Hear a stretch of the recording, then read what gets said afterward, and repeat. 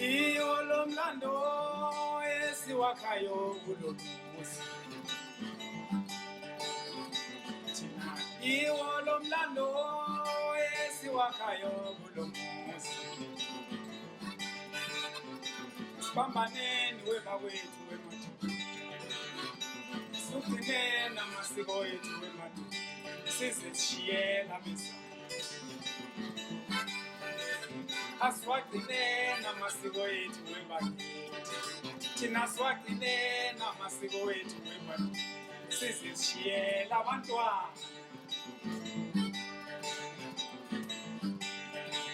Awu sithi City. It's July 19, 2022. It's Mzwandile Hadebe, Tembile Sishe, Reinhard Hatzenbeck, who are in Wentworth to continue with our recorded conversation with Usisi. Can you please introduce yourself? So give a profile. Yes. No, I'm joking. Okay. I'm Greta Apelgren. My married surname, although now divorced, is Nakudin, but I can't get rid of it. And I was born in Sydenham, actually, which is in the west of Durban, but from the age of 5, I grew up in this township till this very day. Should I stop there? Okay. Unless you want me to say more. Yeah, please.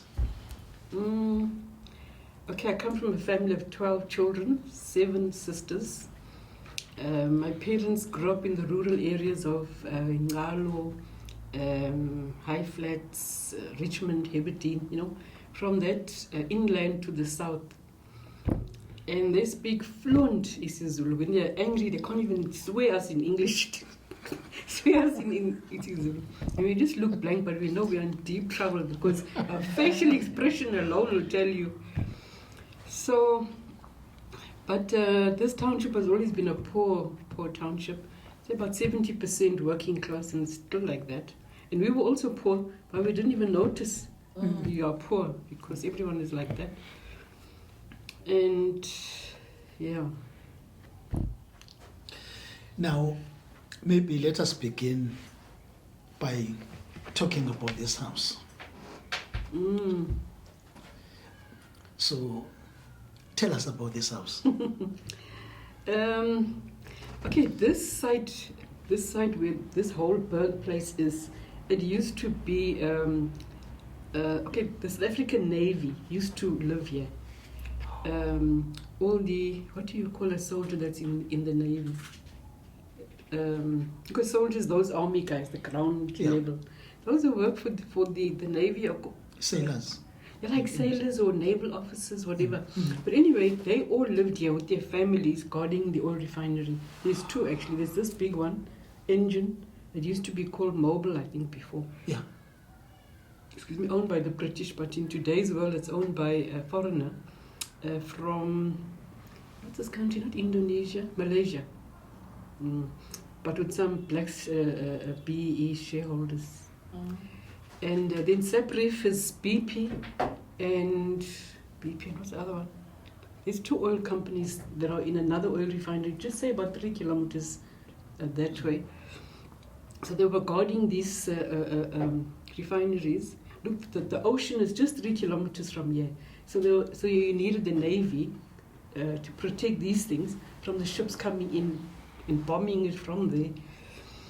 And so, okay, there were a lot of these sailors and the police, the entire police service who serviced this area, the whole of the south. This was their houses.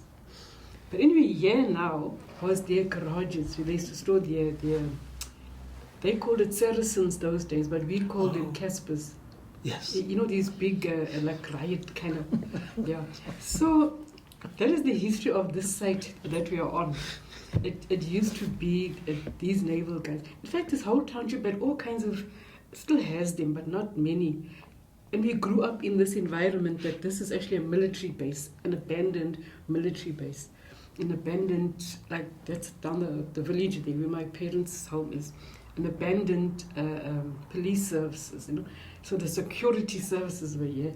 So, I think of it sometimes that maybe this war that produced so many MK cadres who ended up in Robben Island, Robert on death row, myself in Clarkston prison, maybe this early military environment that we grew up in, maybe it had some kind of psychological effect on us, seeing them always in these horrible tankers, the uniforms, and they used to do their practice, their shooting with rifles, just about 1.5 kilometers. When we used to see them, we used to scream and run and hide. Firstly, we were scared of white people. We were scared of all the military paraphernalia, and everything was so big. And so, those days, in the apartheid era, there used to be colored affairs, Bantu affairs, and Indian affairs, right? Yes. Well, then there was white normality, white normal politics and government and all that. Now we had these things. So they had a program where they would say all the professionals, nurses, doctors, and teachers, you can get a free site from government, or some sites you paid a certain discounted price, you get a subsidy and you build your own house. This was mostly in the late 70s and early 80s, where government was trying their best to win over, I know it was all races, colored, white, Indian, and black professionals. Yeah. So giving them these sites. So my sister was a professional nurse. So all these sites, okay, although it was this old military thingies, but they portioned it off as residential sites, put them all on birth numbers, pieces of paper in a bowl, and you took whatever you took here to, what they said, take, a touch is a take. You couldn't say, I don't like that site, you had to just go there. So that's how she got this site, and with her subsidy and what the house was built. Then when she retired, unfortunately she didn't save her money. Then she was running into problems with the bank. So then I had to buy it for the family, while I'm still there outside in the Northern Cape. So today now, it's my house. And then what do you do? Because it is so huge. Yes. As a family we used to share it, the extended family, that house down there in Esagai village and this one. Everyone lives here. Then the children's children and what have you. Then they were immigrating to Australia, and then my parents died. Some went to live in the family home down there. So I found myself alone here. So I said, no, I know what I can do. Let me make it a training center, a conference center, because that's what I like to do. I like to train people and give speeches and presentations. And politically, people like me to tell them, why did you do that, Greta? Why you killed white people? It's an easy answer to give. It's just like what happened that day. They don't think it's a build-up, till that day. And it's a whole organization. It's not 2 or 3 people just saying we don't like white people. We come and put a car loaded with explosives. So I think, I must be also a storyteller. Yes. So I only had the boardrooms actually. And then I created that showroom because I thought, let me get people who are very innovative to come and showcase their things here. But not just from the township. Anyone you see, we live on a coastal belt. There's the bluff white people there, us coloreds here. There's Indians there.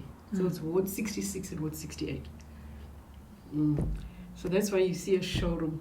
But as, and I launched it just in the month before COVID, February 2020. So COVID really squashed everything. So now that COVID is gone, then there's a lot of bookings now for family functions, which is not something I intended. The bridal showers, baby showers, 60th birthday, very irritating for me. But I had to humble myself and say, this is what the community thinks is important. Yeah. Bringing all the family and friends together, getting drunk, eating nice food, just around the fact that you're getting married next month, or your baby's going to be born next month. Now I'm thinking, so I humble myself with these people and think, it was not in my business plan, it's not there. But anyway, one could not have expected this. So yeah. That's why you see it like this. This is all my pension money. I put it all in there. You get that lump sum and then the monthly that comes. So it's like that. So let us go back to what we spoke about last week. Anything that you remembered afterwards that you should have mentioned? Let us start from there. I can't think now. Is there anything that I didn't finish? What could have been the last thing before we broke and had the lunch? No, we'll remember as we carry on. That's fine. I remember when I was talking, I was getting worried that I'm talking about A and my brain will jump to C or B. Was it not something like that? Yeah, no, we'll remember. Now, let us talk about one guy from Lamontville. I wonder if you still remember him, Joseph Mdluli. Why is it familiar? Joseph Mdluli was killed by the social branch in 1976. He was an MK. Okay. Yeah. I was at varsity in the Western Cape those days, in that particular year. Yeah. Oh, you don't remember anything. And what do you remember about 1977, the death of Steve Biko? Now I was doing my second year at that place. And you must remember, in the 70s, especially that era, mid-70s, the Black consciousness movement was as alive as ever. Because remember, they were not yet banned at that time. Yes. Yeah. So, and at university, there was not only a colours-only university, yeah? It changed later. The colours, they were all Black consciousness. All of them without fail. Cheryl Carolus, all of them, you know, she was there. Yes. I tell you, the level of political activism against the June 76 riots, killing those school children, that drove us berserk. You must remember, we were already conscientized. We were already in that mode of, we are Black, we are powerful, we are beautiful, and we are ready to deal with white people, because you are the problem. You know, that's how Black consciousness worked. So, but the time it came to 1977, and how Biko was abused and ill-treated, and that got to us also. But by then, I think some of the political activism had calmed down a bit, because that 76 riots and us protesting and boycotting and getting shot at and whatever, so many comrades were arrested. Well, let me say students. So many were arrested, locked up, no trial, no nothing, just locked away. Others went home, because remember now, it's the only university in the country for coloured, so from every province we are there at one point. So quite a lot went back home. Others left the country, went into exile immediately, because they knew they were going to be arrested, and in those days people disappeared. You were arrested and then you disappeared, or you were found dead and buried somewhere, or you died even there in the refugee camps in Botswana. So by the time that incident came, I think we were not so much subdued, but I don't know how to explain it. But that only intensified our Black consciousness. And then, and in 76, Steve Biko wasn't as alive to us as the students there of the country, compared to the other leaders. I don't even know all their names, but it's mostly a lot of Indian leaders. Like, there's this one who became a renowned psychologist, Cooper. That's Cooper. Yes. Yeah. And then there was other ones, Trini Moodley. Yes. Oh, if that guy, you know, he was such a brave person. He would even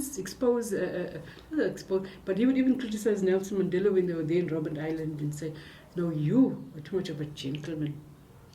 And it's not that, it's okay, that's another story. But he was really intense. So they locked him up good and solid. Even when he came out of prison, he could just not be subdued. It's just amazing how some people really believe in their ideologies. Like, let's say you believe so much in socialism, communism, where everybody must be equal at all costs and will not sleep until everyone is equal. You know, that kind of thing. That's how he was. So, coming back to Biko, I think after his death then, the students really exposed us to his speeches and his thinking. You know, that blank consciousness of that man really made you think. It's not just a case of I'm black and I'm proud. It's like my brain is free. White people, you told us all this time you're superior and we are inferior. You are nothing. But not say we're going to kill you, but it's just that we wanted to break them down to say we are all equal. Please, you go to church and you still come back after church and say, you are God's children and then what are we? So there was something about that guy. Steve Biko. So there was no turning back now. From 76 and 77, you are so liberated. Yeah. Not even Christianity could liberate us in terms of I'm not inferior just because my skin is not white enough and my hair is not straight. I love my hair. I love everything. My nose. I don't care. I love it. So it was very, very liberating. I was still in touch with Strene. No, he passed away a few years. He got sick. He lived to quite an age, but he got very sick. But you know, the old age, those sicknesses. Shame. But he came out of Robben Island. He was too bitter. I don't know if he thought we could have a war there on Robben Island. I wouldn't be surprised. So the guy, Alan Busak. Shame, that's a sad story. So was he there at the university? Yeah. When I was there, no. I think he was already graduated. But you see, on that university, and I remember in Natal, that's what we were called those days, we were the only really English-speaking colours. The majority throughout the country were Afrikaans-speaking colours. But because they were forced to learn it and speak it, whereas here you could force us to learn it, but you could never force us to speak it. So at that university, the verkrampte National Party, Afrikaner, made sure that most colours belonged to their church, this Dutch Reformed Church. Yeah. Same as Ellen Busak. There was even a special, what can I say, college there for them to learn their their theology. You know, that verkrampte Afrikaner version of Christianity. So he was there from time to time. He's a very humble person, actually. He only saw the charisma during the era of the United Democratic Front. That meant just, what do you say, metamorphosis from this humble person to this bombshell. But anyway, they got exposed. Never mind this verkrampte Afrikaner religion or version of Christianity. They got exposed to liberation theology. You know that one that says God never intended for people to be oppressed and to be poor and to be oppressed by another human being. Yes. It's not like it's the weather that's oppressing you or animals. It's just was never intended. So those guys was changing then already in the 70s, Busak and all the others, and influencing us. So besides black consciousness, there was also that liberation theology. That too, it blew your mind, and you say, yeah, all the dirt that these apartheid people put in our heads from childhood. It's now clean. I'm a clean person. Let's talk about the formation of the United Democratic Front. Oh, shame. That was wonderful, wonderful.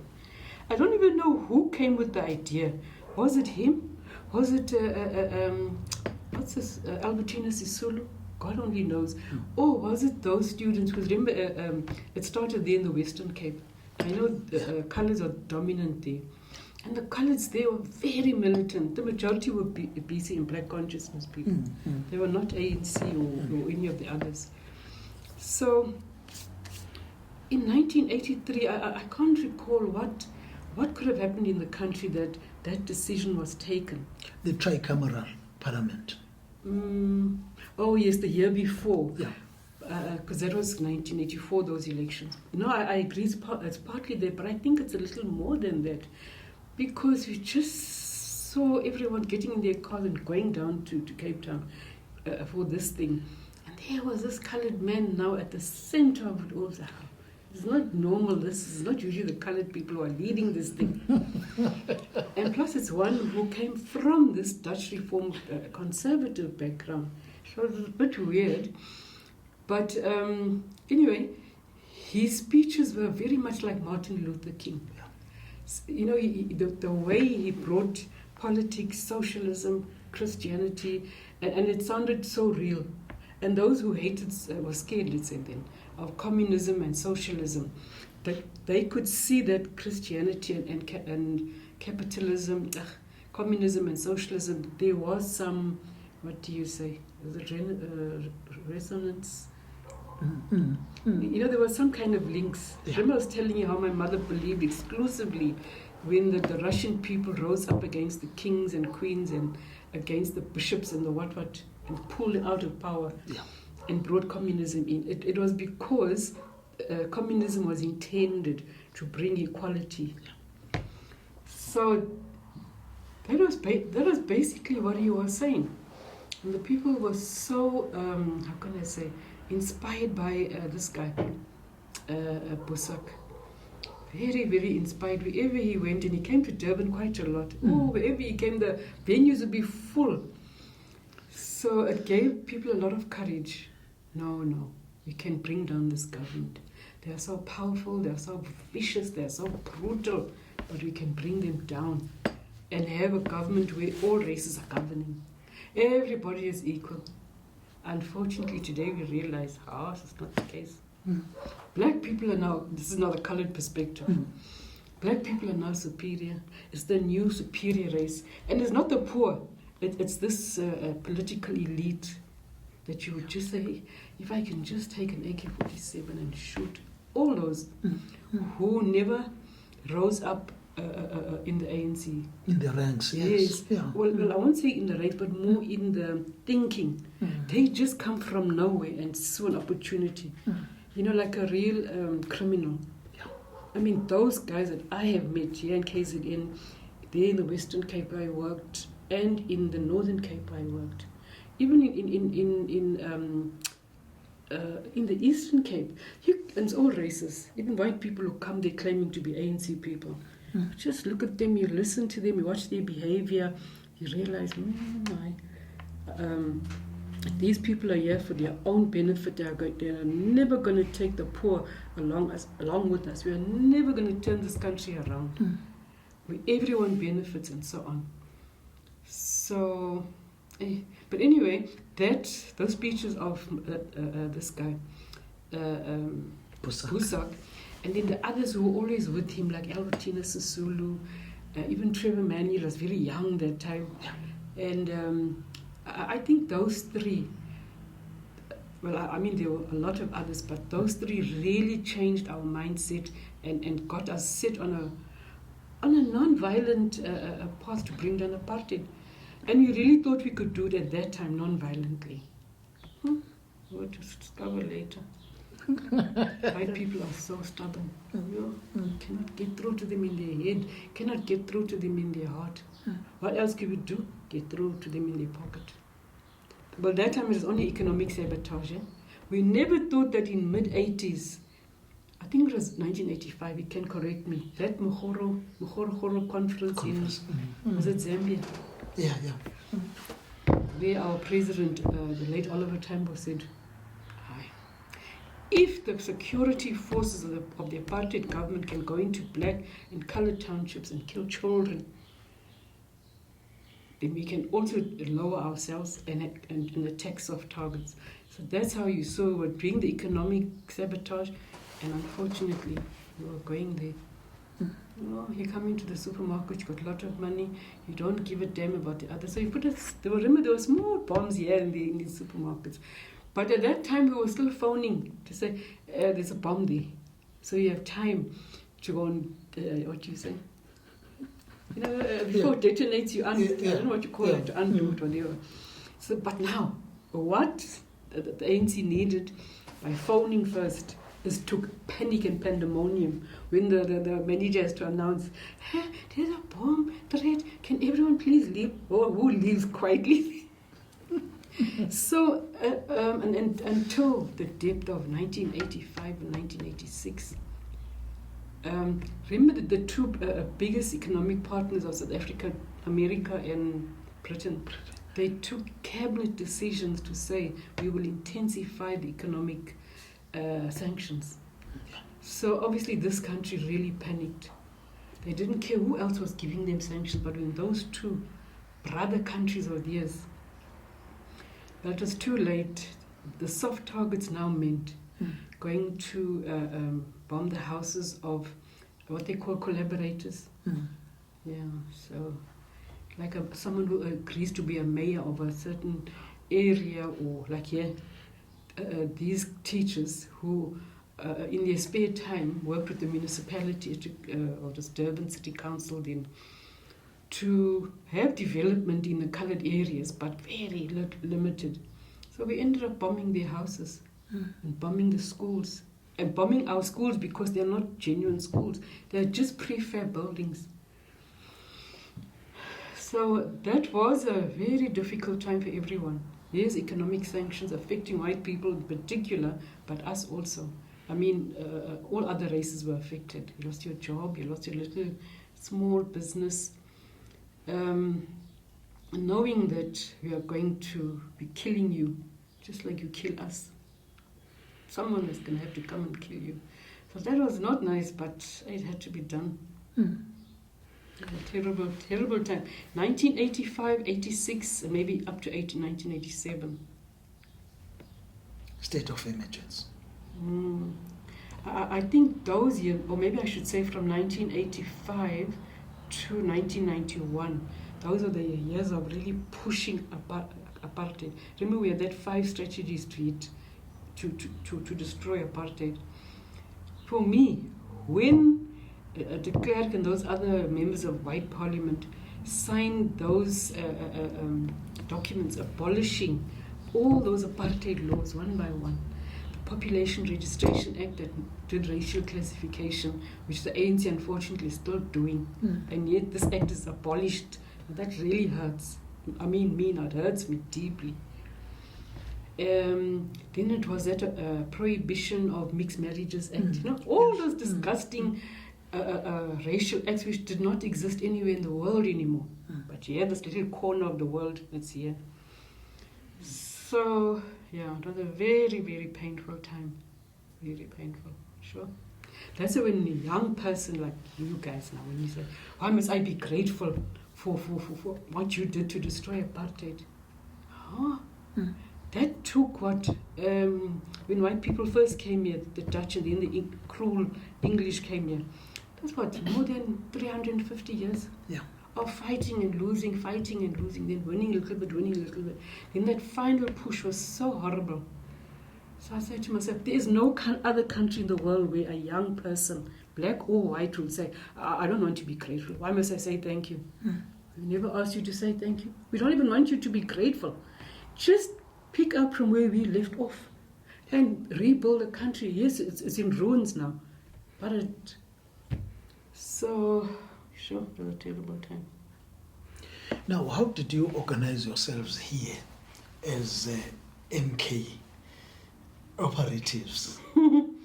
Shame. People could not believe, but it's not only us coloureds. There's also a lot of white women who willingly took risks to bring in also weapons of war.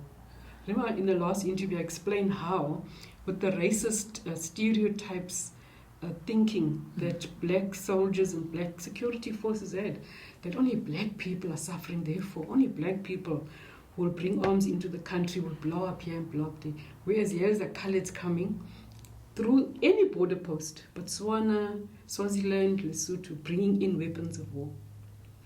So, how we got organized is one of our comrades, coloured guy, Gordon Webster. Yes. His mother is a Zulu woman from Edendale Township. Remember, that's a black township. Yeah. And his father was a colored guy, a Webster. Quite a lot of brothers, and they all became professionals. He was the youngest. Anyway, after completing high school, I think he did his first year at college, and then he decided the way the violence in that Pietermaritzburg area, you know, at that time the IFP now was also unfortunately turned against the ANC. I'm sure they had good reason, but anyway, that kind of so-called black on violence was starting during that period, 1980. It's like mid-80s. Yes. Okay, it got far worse in the 90s, I know. And the brutality of the what shall I say, the security forces, in how they dealt with the political activists there. He just decided he is not living his life normally. He is going to make his way to Mkontiwe Sizwe. Now remember, Mkontiwe Sizwe was a secret organization. It's not like there was an office there in Westgate. Yes. You can go knock on the door and say, can you give me the forms? I want to be a member of Mkontiwe Sizwe. I come to register myself as a soldier. There's no such thing. You had to look for them. And it was such a secretive organization. If I ask you, how can I join? You'll be suspicious of me. Yeah. So it wasn't easy, but he managed to get himself there. Even Comrade Temba Mahundla. Do you know him as the last HUD? Yeah. You know, for safety and what. Yes, yes. He's also from that area, Pietermaritzburg and surrounding areas, who took themselves, some went in groups, some went by themselves, to leave the country and go find Mkontiwe Sizwe. That's what he did, Gordon Webster. Through Botswana, he landed up in Zambia. Because look, it's Gaborone, the capital, then Francistown. And there's this town that starts with an M. Mir, Mai, something like that. From there, it's Zambia. Then he went for military training. 2 years professional training. Most of the real operatives were like that. It's just that as they were all getting arrested, yes, myself and Robert had no professional training. The comrades in Botswana, they just said, yeah, this is an AK-47, my girl. Okay, this is what... You see this clock? I open it for you. You see, there's the explosive, there's the timer, there's the what. You know now how to set a bomb. You're in your 20s, just thinking, oh, Jesus help me. But anyway, and then notes like this, a whole lot of notes, handwritten by somebody.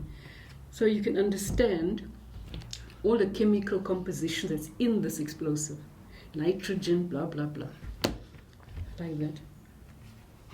So then when Gordon had his training, he came back, went straight to college, this teacher training, because now he couldn't just sit at home. And people those days were very suspicious of these children that are not going to college, not going to work. That's how he met Robert. Now Robert was not really a political activist, but his father was, Derek. He was a political activist for many years.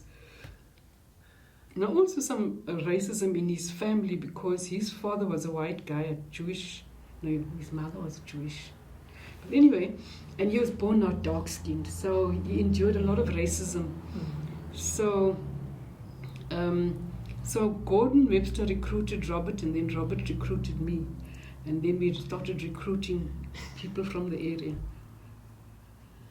So that's how we ended up becoming one of the worst, well, in the eyes of white people, we were one of the worst special operation units ever, because we bombed so many places, but luckily not, people didn't die in every single one of them. Really embarrassed a bit about killing people, because the context now is a different context. Whereas then, you didn't have to feel ashamed about it, because you see what that one white man is doing. Doesn't mean because he's wearing a uniform he can kill just anybody. He can kill me because I'm an activist, yeah. But why are you shooting children who are running away from you? So how can I explain it?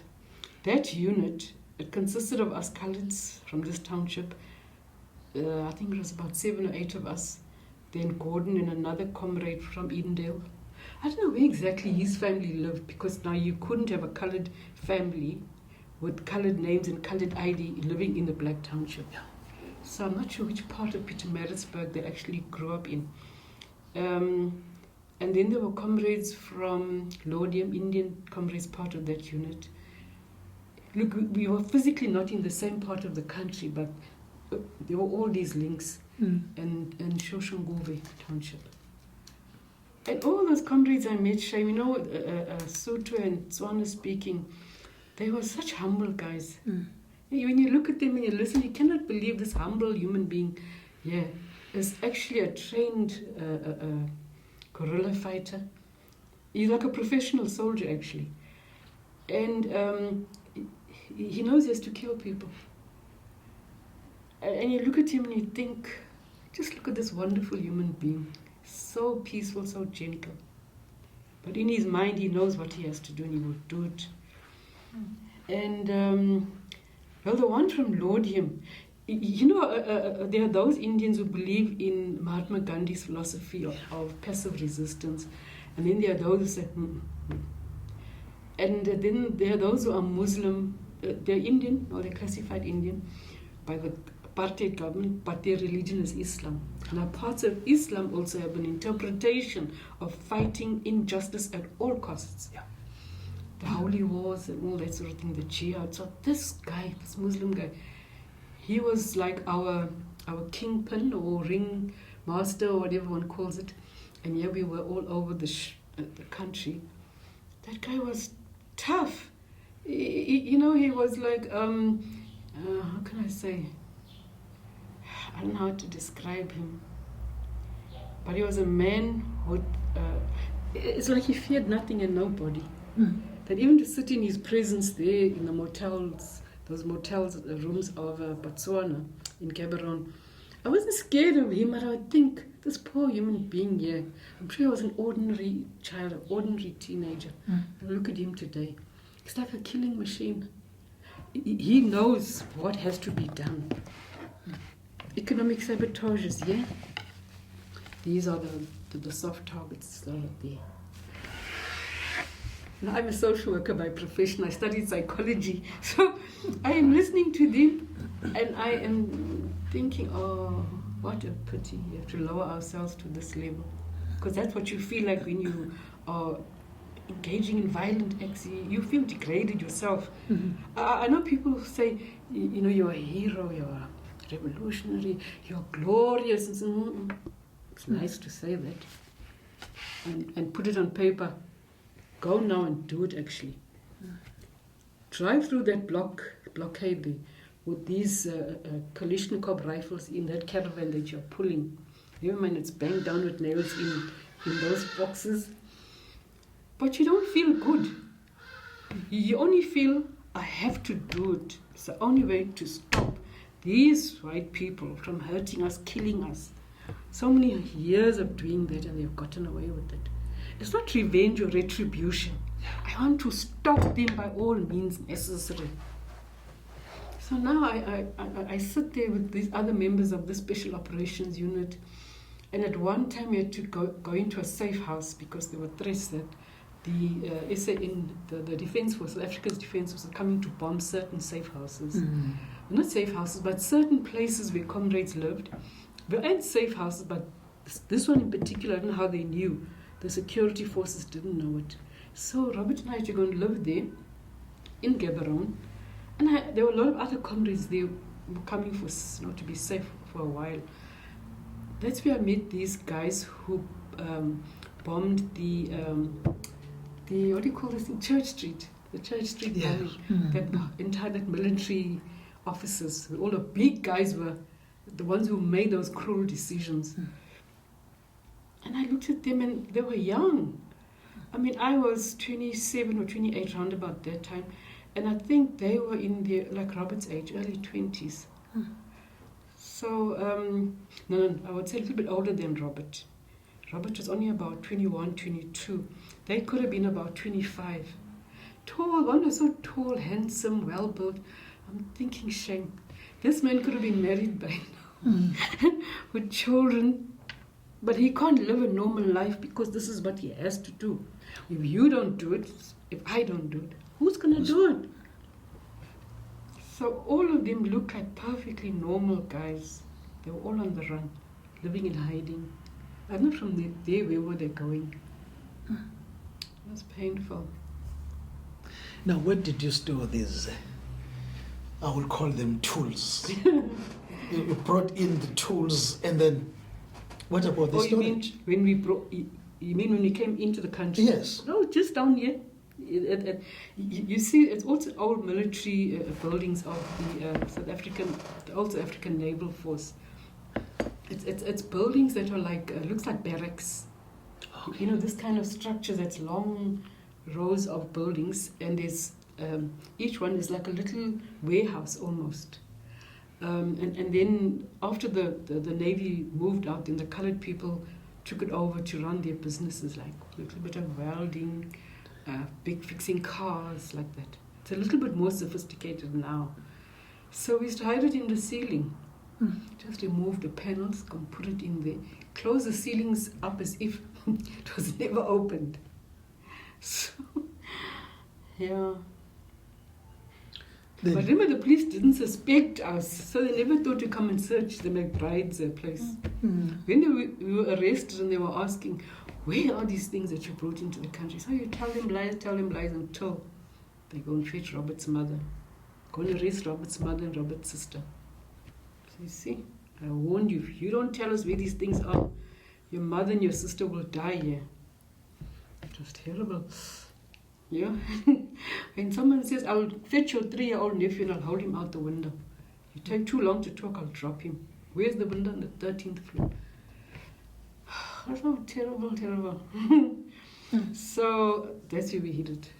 So they couldn't believe it when they found out there in the interrogation room, where exactly is it? Besides, there were a lot of other places, like say for example in Shongweni now. You know Shongweni? Yeah. Where those horse riding things are. There's that road leading there. Yeah. And that wonderful vegetation and all that. So we could dig holes there. In suitcases, olden day suitcases, and covered and what, bury them. So when the police, and then Robert would phone the comrades or the trained ones and say, it was called a dead letter box. Yeah. I always wondered, dead letter box, it doesn't make sense, dead letter, it makes no sense, but anyway, it was a code word. So comrades would be told the dead letter box for you guys on this side of the province is Shongweni, wah. And those days, lucky there was no cell phone, you can easily,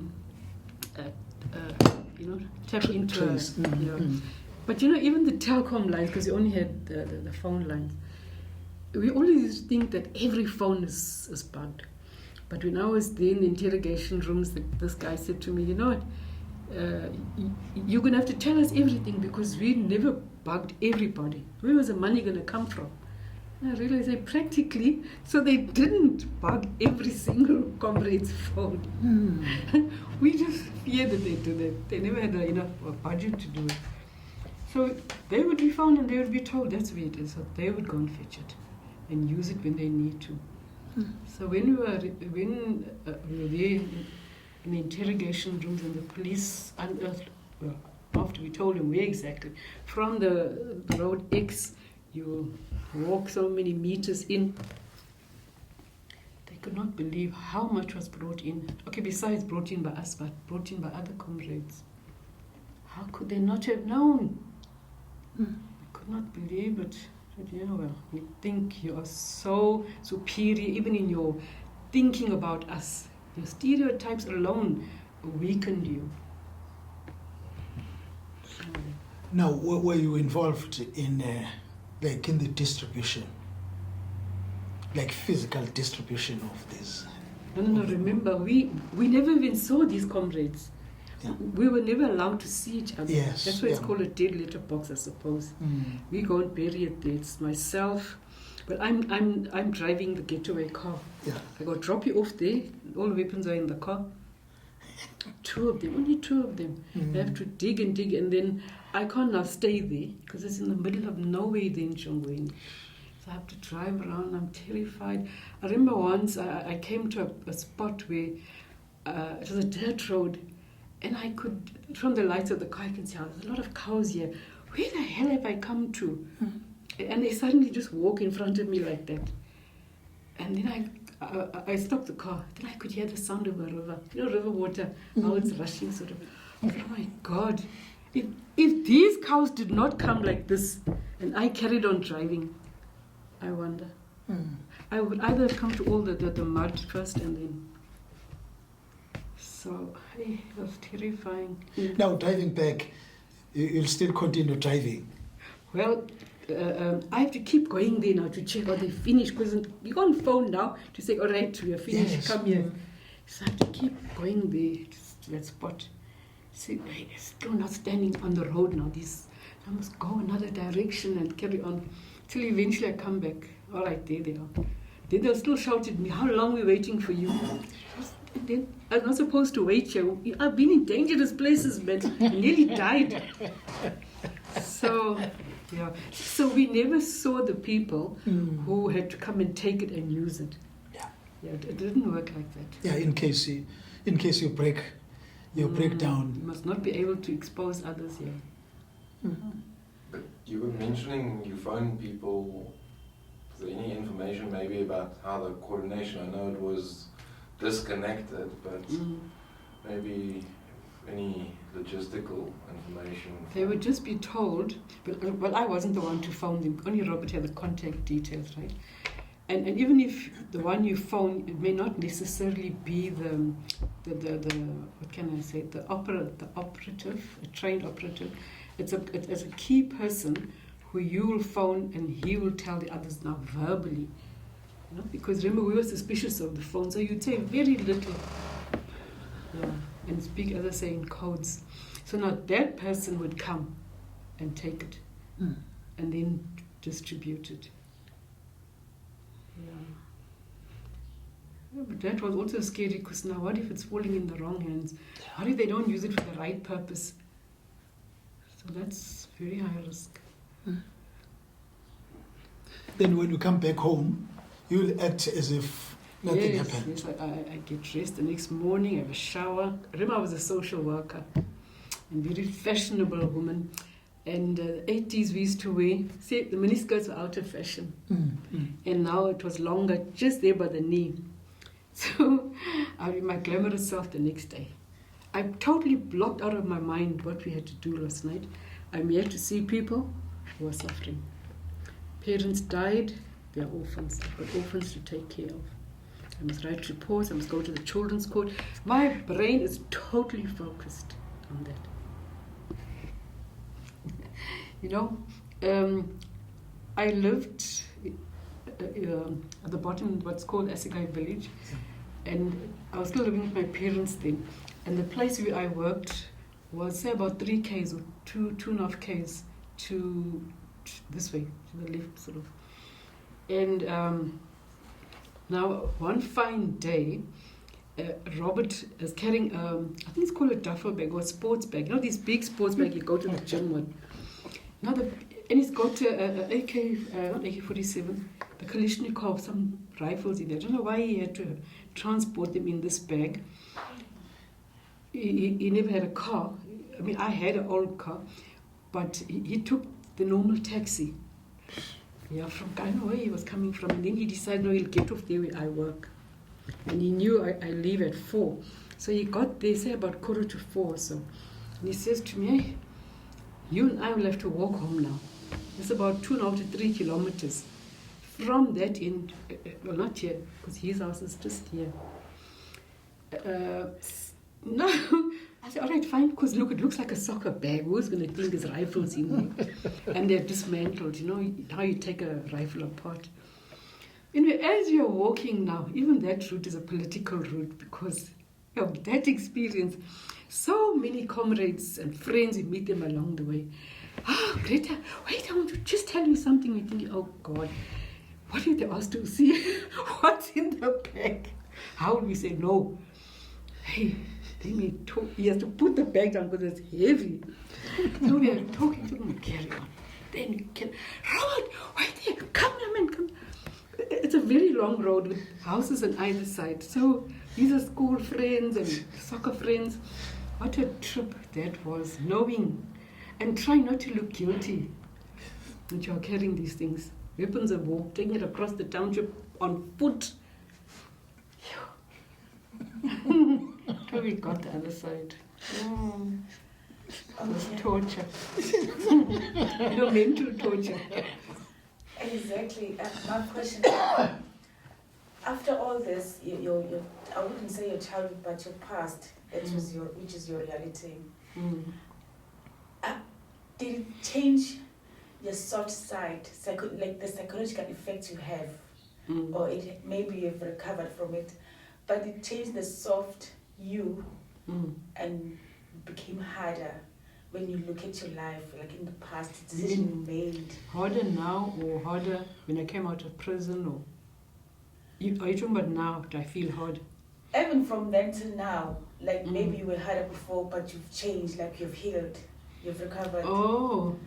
Like the psychological effect it had on you. Was it bad, or did it change the way that sometimes you don't even recognize yourself? No, I think what happened was all my experiences, the political, the prison, being involved in the violent acts, it actually humbled me because I was always too sure of myself. I don't know, I always believed in myself, and I was, how can I put it, I achieved my university education. Anything I did was successful. I was just that kind of winning person. And I was very glamorous and loved dancing and going to church. I was even so involved in the church. I was a leader in anything and everything. Even when I saw, it's only men that getting voted in there. I'm sorry. I raised my hand and I said, I nominate myself. You need a woman there. At a young age, I was already doing that. I was too sure. But what prison did, because remember I was there for only 2.5 years. I was sentenced to 9 years, but I was lucky. Only 2.5. And in that time, I was 2 years in isolation cells and in 6 months with my comrades. So I came out of there very humbled. I stopped believing so much in myself. And I stopped being so self-assured and thinking I can achieve anything, win anything. And so it didn't harden me. It actually softened me and brought me down to earth.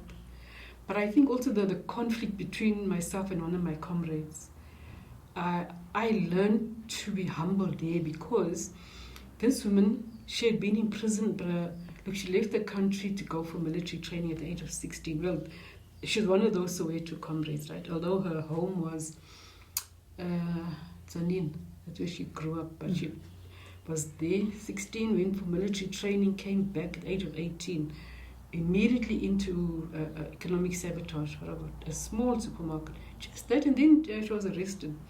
So by the time she was in prison, she was about 18, 19. That's still tender, a tender age. And severely tortured and beaten up, and the prison conditions were worse than for political prisons. Even when I was there, it was bad. You'd think, no, well, at least I'll be a political prisoner. We are protected by the World Health Organization and the Geneva Convention of, the rules of war.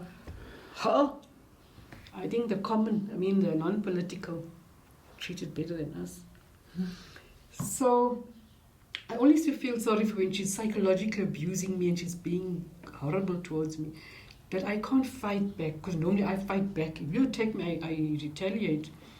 So I used to take a lot of psychological beating from this woman, and I realized, hey, I'm capable of humbling myself, except when she threatened to beat me up. And then I said, there I drew the line.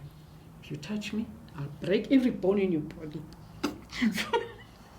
And then I said that usual super confidence that even she backed away, and she was big. You know what I'm talking about. I won't mention the name for the record. Yeah. You see on TV, she's smaller, but she was huge, and I was skinny like that. But that would never deter me. If it's time to face this person, I'll face them. And then I actually regretted it immediately. I said, no, but I'm learning to be humble and not to be so self-conscious, self-assured. Only when I was in the basement, living in the basement, and I had no one to help protect me. And then all these prison officials would come there. There I thought, no humility here. I've got to show them. I'm brave. You can, all the cruel things you're doing to me, you're not hurting me. But it's hurting. You'll never break me. But I am broken already, but you won't see it. But to answer your question, from the time I was released to now, I learned humility. It actually softened me rather than hardened me. Maybe I didn't know how hard and tough I was, because in this township, violence was the order of the day. Yeah. People came here because of the Group Areas Act. They were forced out of all their safe places there, their homes, their jobs, and their farms and everything, and were thrown here. From, what's that township, Transkei? Not the township, it was that so-called homeland there. They were living with colored Indian people and white people and black people, intermarrying and having children. Everyone was separated. That child goes there. So, growing up with people who are miserable, violent, that hardened me. So I was hardened before I went to prison or did all those things. But coming out, it softened me and humbled me actually. To this very day, I can actually turn the other cheek. I can actually walk away from someone who's being violent towards me. Because I know I can fight, and I know I'm going to hit you harder than what you're going to hit me. But instead, I back down. I can say sorry even when I know I'm not guilty. Previously, I could not say sorry. So had a good how do you survive in solitary confinement for 2 years? Maybe the fact that I was moved to different prisons. Remember, I was in 5 prisons, but lucky with this horrible one, John Foster Square. There's only one night in that cell, but it was disgusting. So in all the prisons, how can I put it? I think when you have a constant change of environment, maybe that helps. But when I was in the basement, even though it's cells, isolation cells on either side, and I didn't think it would have that dangerous impact on me to live alone there. It's like this is your whole world now. It's not just your cell over here, it's all these other cells, and I can use this passage when they do open up for me to come out, and there's a yard also. So it was so painful. Because at this one, Sierra Square, I had to live with rats. And I'm the typical woman. If I see even a little mouse, it's not even looking at me, but I'm already jumping up and standing on the chair so it can go past out without even touching me.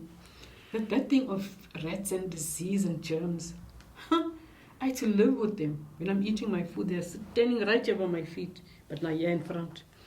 I'm looking at them in their little eyes and they're looking at me. And I was so frightened of them. No, not because of germs, but because they are big. I mean, like the size of these cats you see here. And their claws and their long teeth. And so, it was terrible, terrible. Almost every night they were there.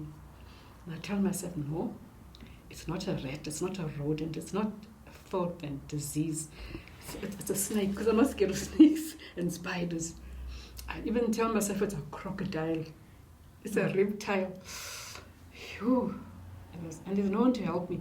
But one day when it crawled on me, I'm laying on my side, I can feel this pat of feet, like that. When I turn to look, because it stops. Oh, because I was half asleep and half awake. I look into its face. Phew, did I scream that prison down? Sergeant! Sergeant! I don't know who I'm calling, I'm just calling out like that, Sergeant. And the other prisoners were angry with me, because now here's the female section, there's the male.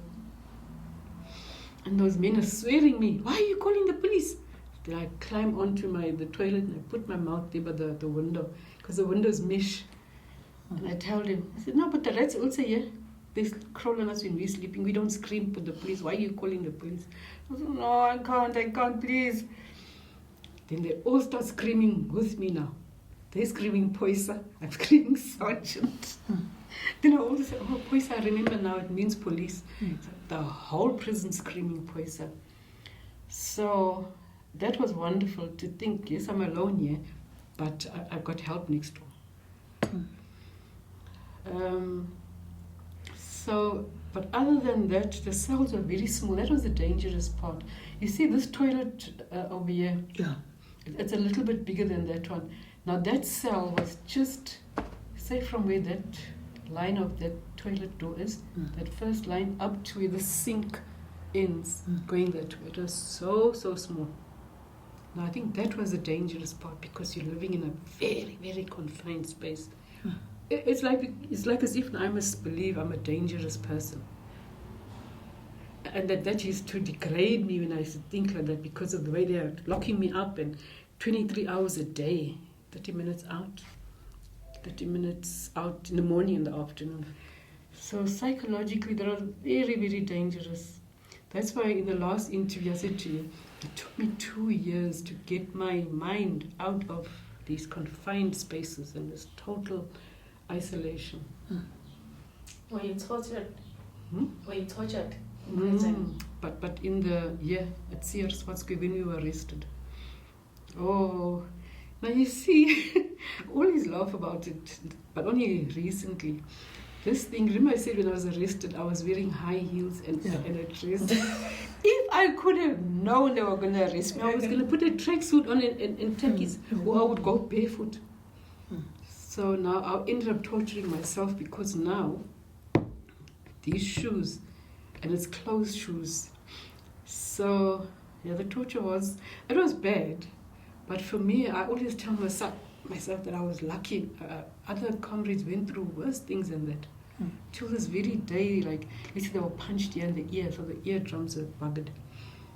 Or they were so traumatized that till this very day, they've not fully recovered.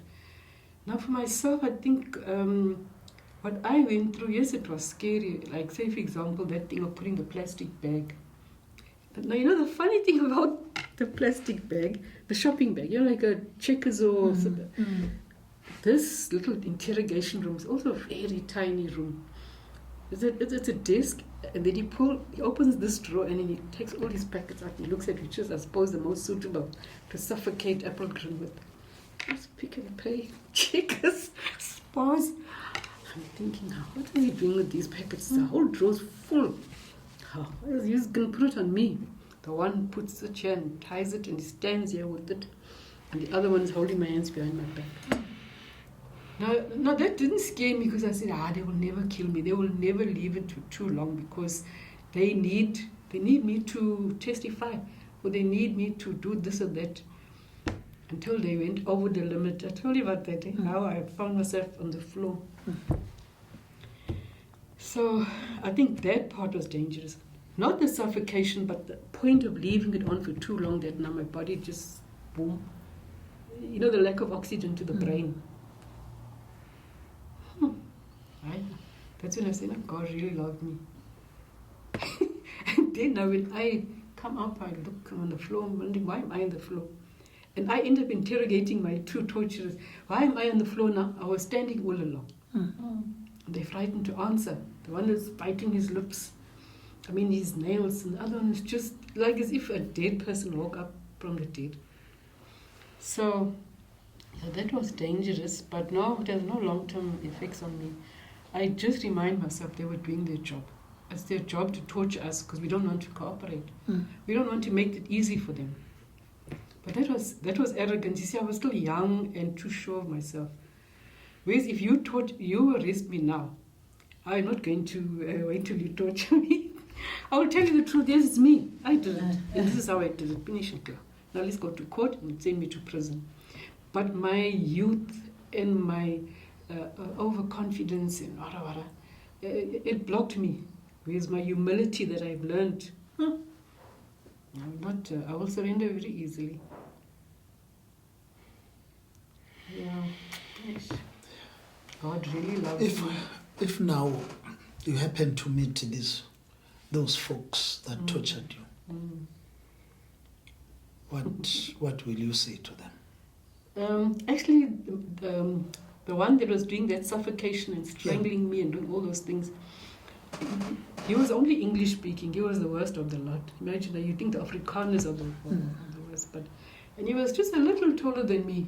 All the others are tall, but this one. But anyway, I was standing there at the city hall.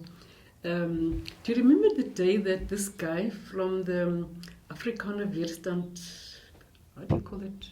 Beweging.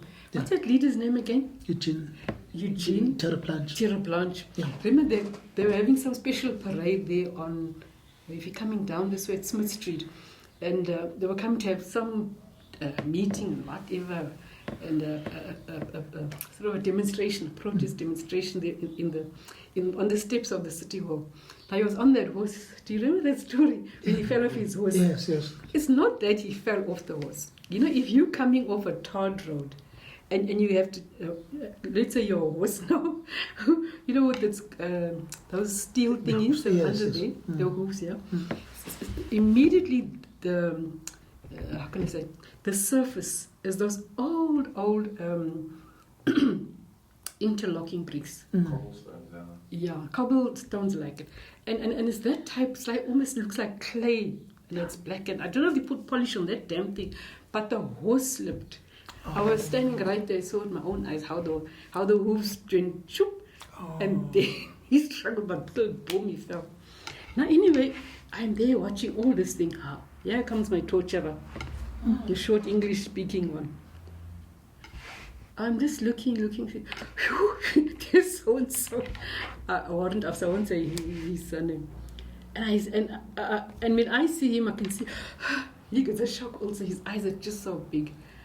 But we look at each other till he walks past. But I don't greet him and he doesn't greet me. But we acknowledge each other. Now he looked more scared than I did. I don't know if it's because it's a lot of black people there. And maybe I would say, hey, I would stop performing and say, here's my torturer.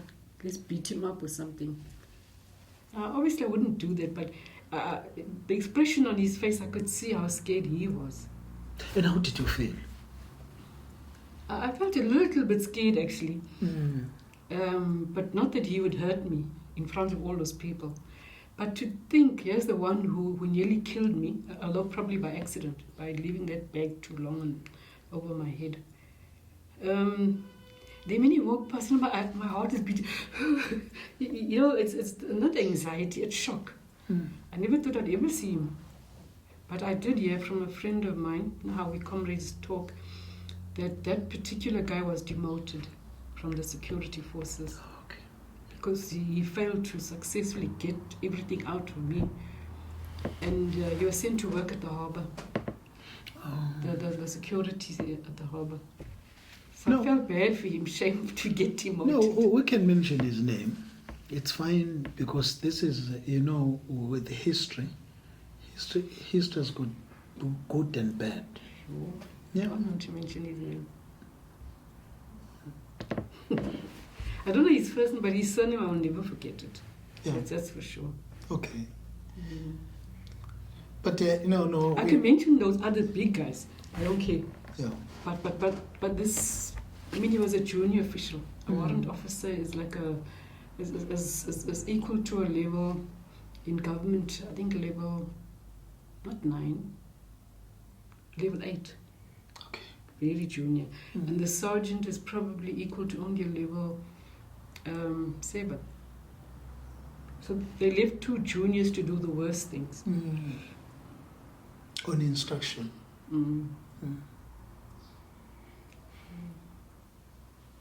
I do feel sorry for him.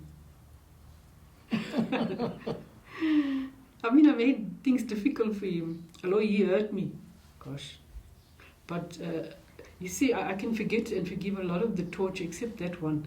Remember I was telling you I had to lay on the floor and do those, you know what it's called, push-ups, eh? Yeah, you lift your body off the ground.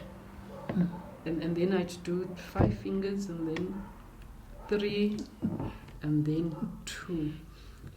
And now my body can't, I was fit so I could just carry on doing it. Until my body was finished, I'm dropping my legs, the knees are injured there, the blood is on the floor. Then this Colonel Botha, I don't know what's his first name, he was the leader of that whole interrogation.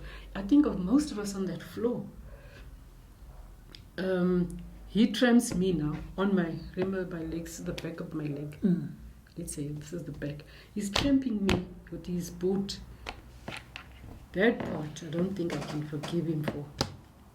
It's not the pain, it's the humiliation. Because if I was not paralyzed now with the pain, I'm sure I would have jumped up and just fisted him or something. Of course, they would have all grabbed me, but I just couldn't see how this man could have done that unnecessarily. I'm already finished. What more do you want to do to a person who's down and finished? So I would like to meet with him so he can apologize or explain why did you... It's like a person is dead. You're killing a dead snake, let's say. I don't know what's his first name. There were 3 Bottas there. I don't know what their first names were. When they introduced themselves, he was Colonel Botha. There was a Captain Botha and then a Major Botha, yeah. Can you recognize him when you say If I see them for sure, yeah. They were all handsome. You know, that's the other funny thing. I was just telling my friends the other day, I said, hey, you know, when those men, the first day of the torture, well, it was nighttime, and that first hour, these men were all coming at me. One woman standing against the wall. They're coming at me and going away now. They're all making comments and questions. I don't know what to answer. Then I thought to myself, I'll focus on one person at a time. Then there was this one Captain Botha. Tall, handsome man. And I'm thinking, you can say what you want. But the way I look at it, you're so handsome. So tall, broad shoulders. What a wonderful human being. But you are so cruel. Your eyes, beautiful and blue eyes. It's cruel blue eyes.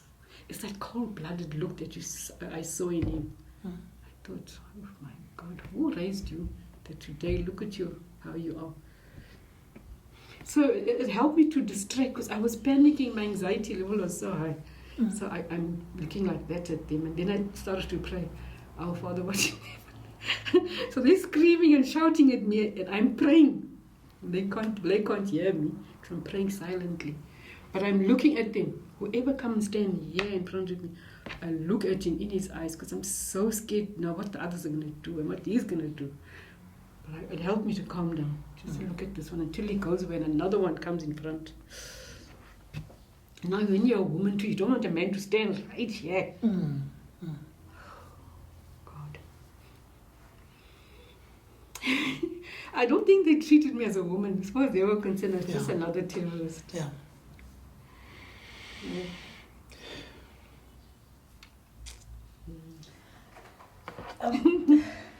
How did you deal with the comrades who were snitches at that time? How did you kill them or? No, in fact, there was one in particular who testified totally against us. That's how we went down, and that's how Robert ended up on death row because of that comrade who testified fully. He stood right there in the court and took the oath and testified. But you see, he couldn't testify much against me because the way we operated, we didn't always operate in a group. We were sometimes only 2 here, only 3 there. So he was able to testify against me only for the Edendale operation. That's how I was found guilty of all of those. But we forgave him. All of us, we forgave him, except two comrades from our unit. But they were very young when they were arrested, only 17. And right in school, in the classroom, they were arrested. And the case was done so fast that they were barely just turned 18 when they were shipped away there to Robben Island. He had a tender age of 18-ish. So they can't forgive him shame till this very day. But no, they don't hit him anything. Even though they live in the same area as him, down the road here. This one who testified against us, let's say he lives in Bonner Avenue. It's just 2 roads down here. No, Elm Avenue, it's 2 roads down here. And then going this way, in other words, they live in a radius of about maybe 100 meters. So they see each other every day. Well, the one who hates him the most, fortunately, he works in Pretoria at the headquarters Defence Force. But when he comes down to see his family, his parents, he's there. He pretends as if Matthew does not exist. He's a ghost as far as he's concerned. But yeah, we chose the route of forgiveness. So what made you to forgive him? Did you discuss that? Well, we know he was tortured like we were tortured. And, he told us very did not told us everything in terms of the torture. But he also was, actually most of us were educated people. He was the only one that wasn't. So we thought, maybe because he didn't complete matric, he didn't go to college or varsity. Politically, his whole political philosophy was emotional. Apartheid and the group areas, like they lost their home, then Clearwood, thrown here. There's a nice article, I'm trying to think who sent it to me. Someone interviewed him as the person who testified against all of us, to try and trace his childhood and see how did he become involved to the extent that he did. So we sort of felt sorry for him there, that he was not as educated as us and he could never hold down a decent job. So he robbed a bank while we were there in prison. Him and some other guys robbed a bank. So he was back in prison. By the time we came out, he was in prison actually. And then when we were having the amnesty hearings, so he came there. So we saw him and we said, look, we forgive you. We've not apologized, but we do forgive you. He was escorted by the prison authorities there to come there and testify, because he also wanted amnesty. The fact that you were state witness didn't mean you 100% clear of all charges. So he came there to testify, and we all said, look, you don't have to tell us what happened. We're all here for amnesty. But we're telling you now, you are forgiven. Then he apologized. And you could tell he was sincere. He said, no, don't worry. He comes here to visit me sometimes. I helped him register a business so he can help himself, but shame he's gone back to alcohol now.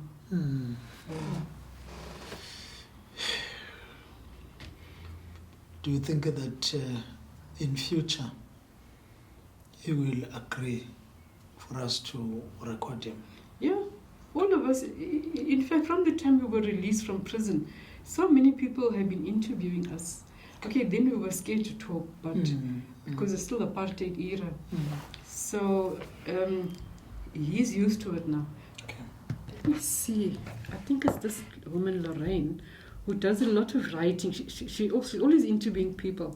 Like, let's say if you were successful in sports, she writes an article about you. Like, for someone who can grow up in a poor, working class, violent township like this one, how did you reach a point of success, and yet you were molded by the same forces as the others who became criminals or gangsters? This is the first time I heard this story of him. Okay. Because all the stories is how can I say, a recollection. I think it's this one here. And it was this guy, one of the chiefs, these Khoisan chiefs. He sent it, now I remember.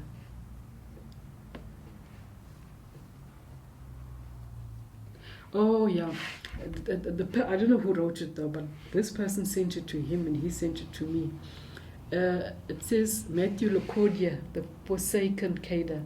Okay. And I mean, he's not forsaken by all of us. It's just that he himself feels scared to be with the other MK cadres. He feels safe with most of us, even Robert. I just want to see at the end if there isn't. What there is. But the way he tells the Edendale operation, even the Magoo's operation, that this chief says, Greta, I'm so worried the way this man exposed you. That's how long the story is. It's just scrolling. What if you'll be rearrested and stand trial? I said, how? How can that happen? We stood trial. That trial was so intense. Those prosecutors for the state were flown down to Pretoria and I don't know where. How much more thorough can any court case be? In any case, everything, you still can't see who the author is. Everything that is put here, it's his memory of it. Like the way Robert remembers, because I've read some of Robert's recordings. it's not 100% the way I remember it. Okay. And I don't accept easily what they say. Look, let him contradict himself or contradict me. This is me. This is how I remember it. So, but when, let me go. But Shem, it's a very sad story because he's showing how his life molded him to become a freedom fighter. But not fighting now for colored people only, fighting for all races. Do you want me to send it to you? Yes, please. Please. Let us jump to the TRC, Truth and Reconciliation Commission.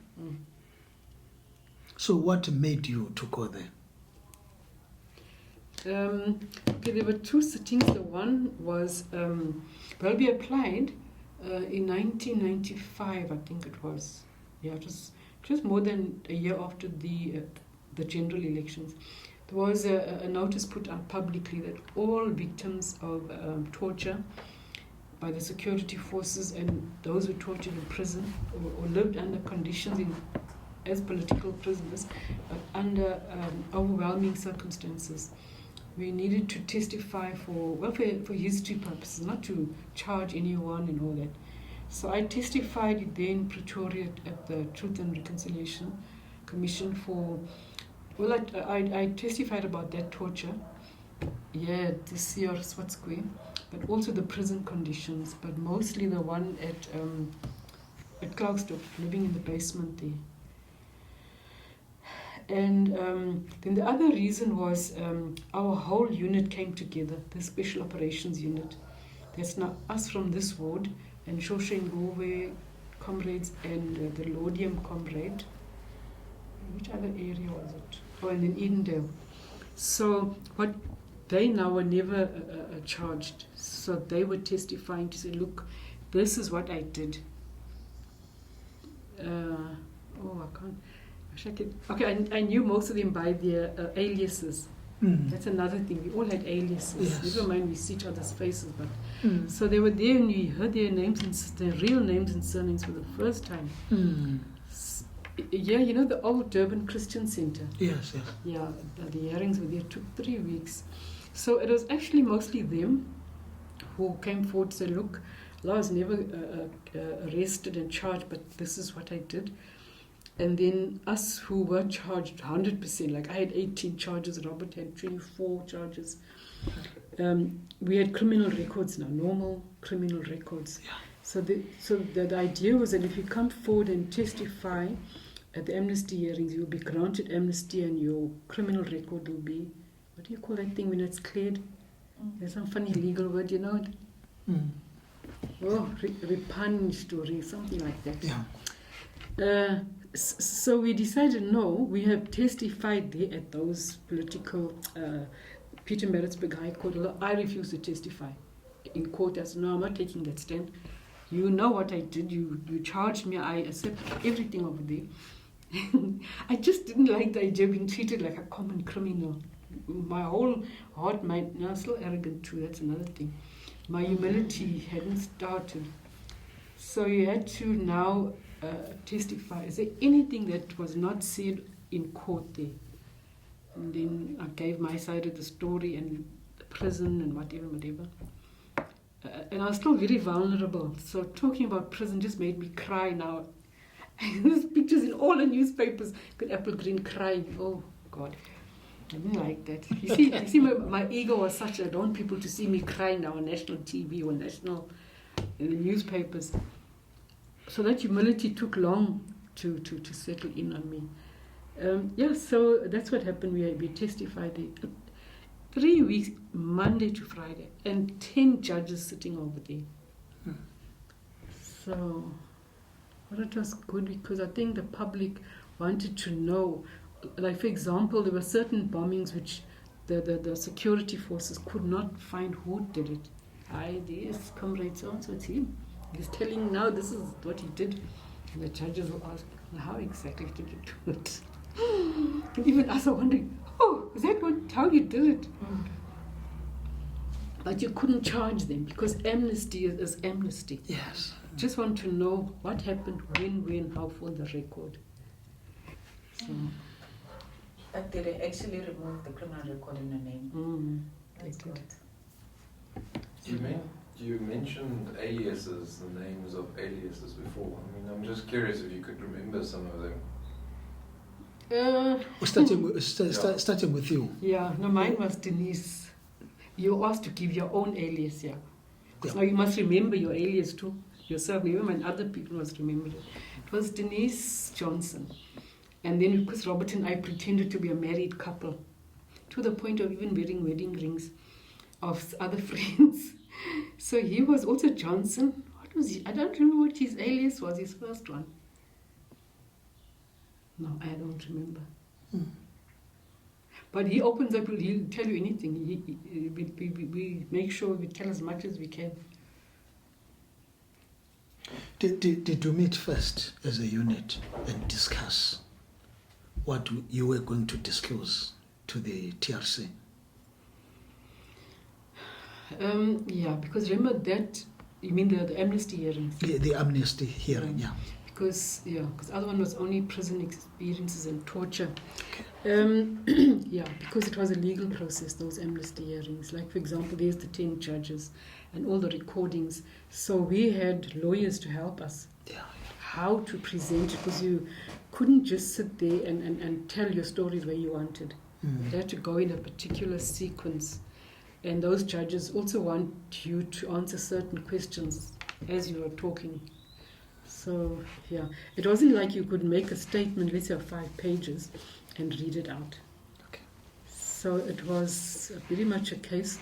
So we used to meet with the lawyers, but only they. We never met, well, at least I don't know what the others who were never charged. Maybe they met privately with the lawyers. So, but I think most of the people told the truth because, as I say, I was quite shocked with a lot of the things that those guys who were never charged, they were out of the country at the time, now they came back in. And and they were giving like a really detailed sequence. For some reason, they all felt quite safe to testify. And then part of the amnesty hearings was for the victims to come in and for us to apologize to them. Oh, they refused to come. Okay. Yeah, so there's nothing we could do, but we did apologize publicly. Everyone sitting there apologized. I mean, soldiers don't normally apologize because, I mean, you're part of an organization.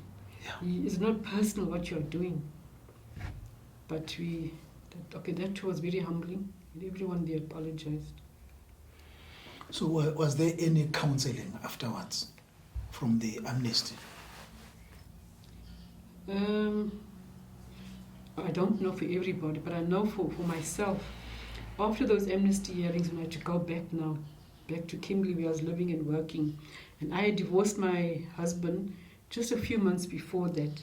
So I actually was quite vulnerable still. And then I didn't want to answer questions to the judges on the basement, the living conditions there that really hurt me psychologically. But they were insisting on me telling them, and then why do they put you in the basement? Now, putting me in the basement was not just to segregate me, the colored girl, from the black girls. I can put it that blunt. It was the colored girl was the most violent in terms of the charges.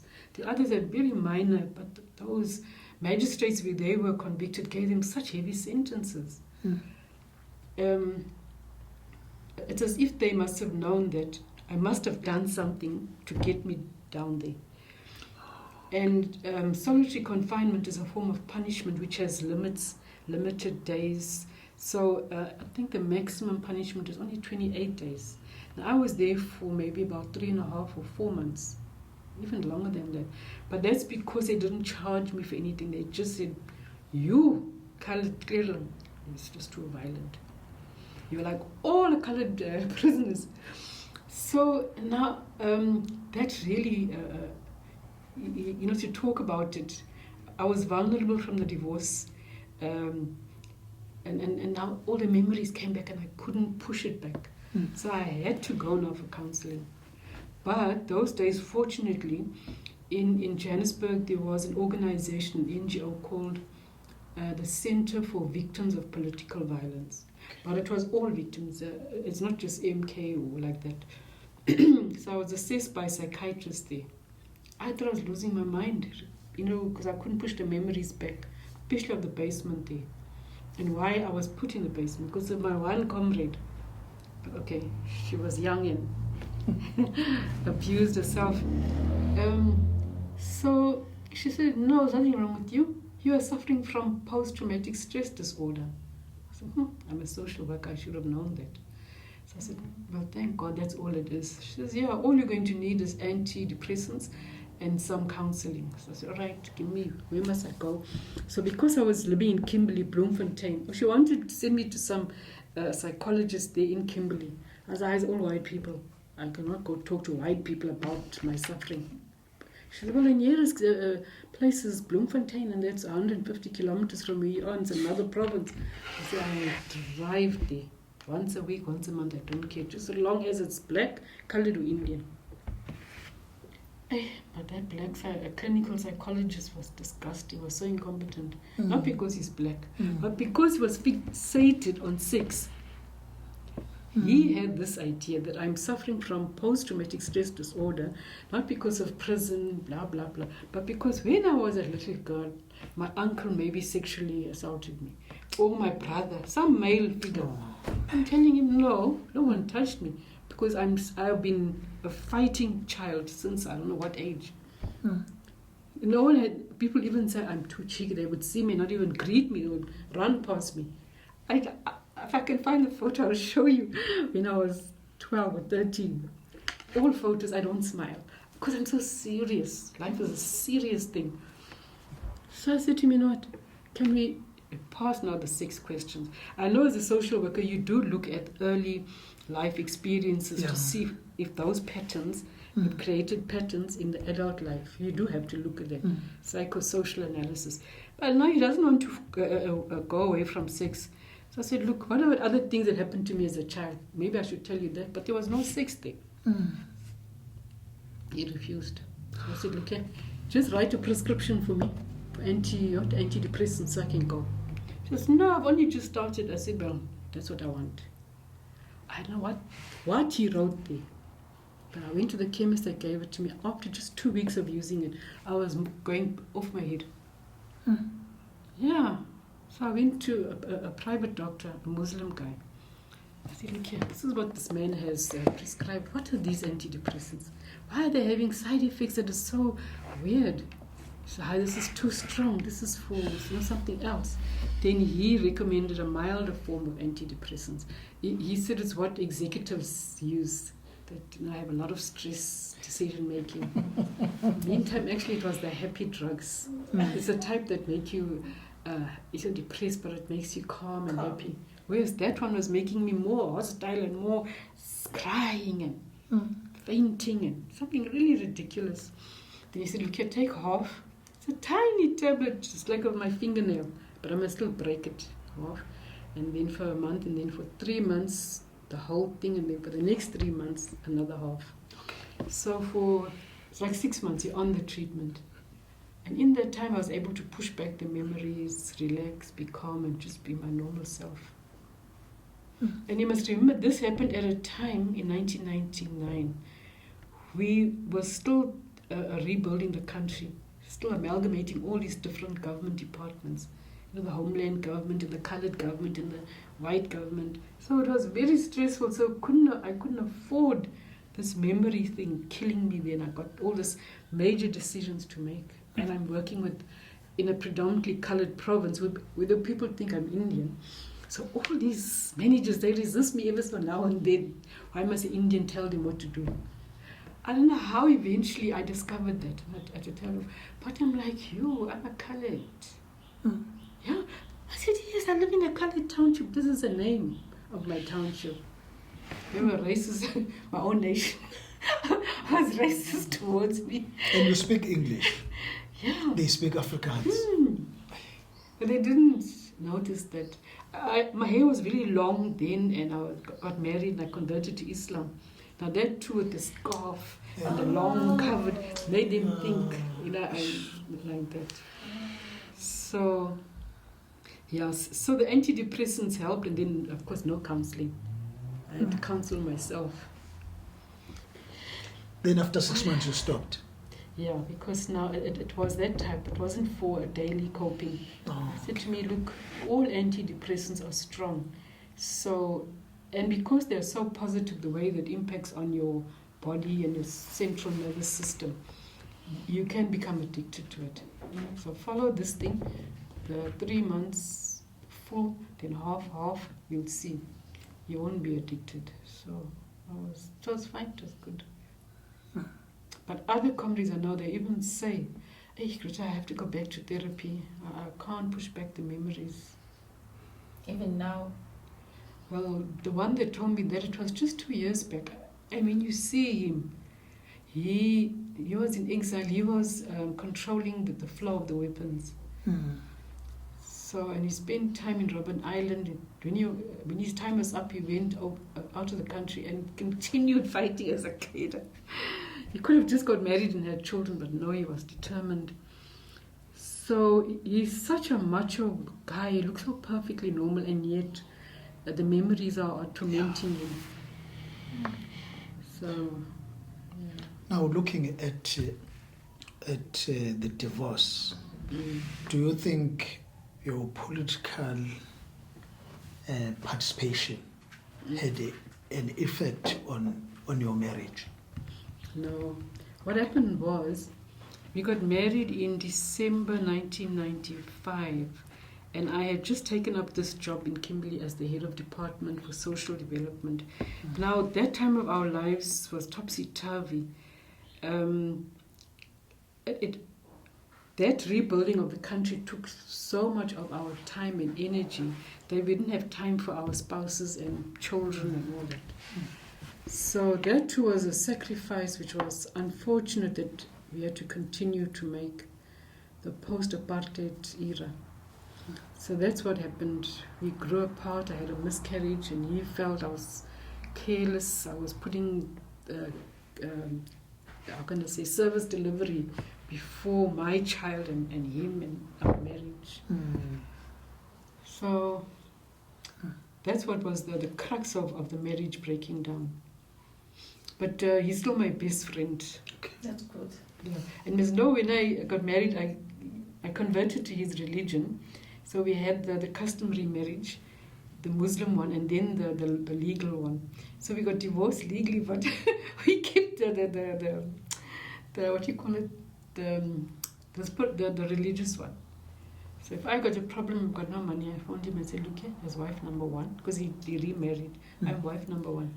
I need this and that. Shame, what do you give it to me? Fortunately, he was a complete opposite of me. Look, I'm tough and I'm aggressive and all that. And he's very, gentle and happy-go-lucky. So we were a good balance. Except that I didn't like to be neglected. So, yeah. Now, as a civil servant in that big position, besides your political consciousness and your involvement, was there any training given to you that as we're building the country, these are the things that we need to follow? You mean in government? In government, yeah. I think there was a lot of training, now that I remember it, but we didn't see it as training. Okay. We saw it more as, say for example, now I'm the head of social development in the Northern Cape.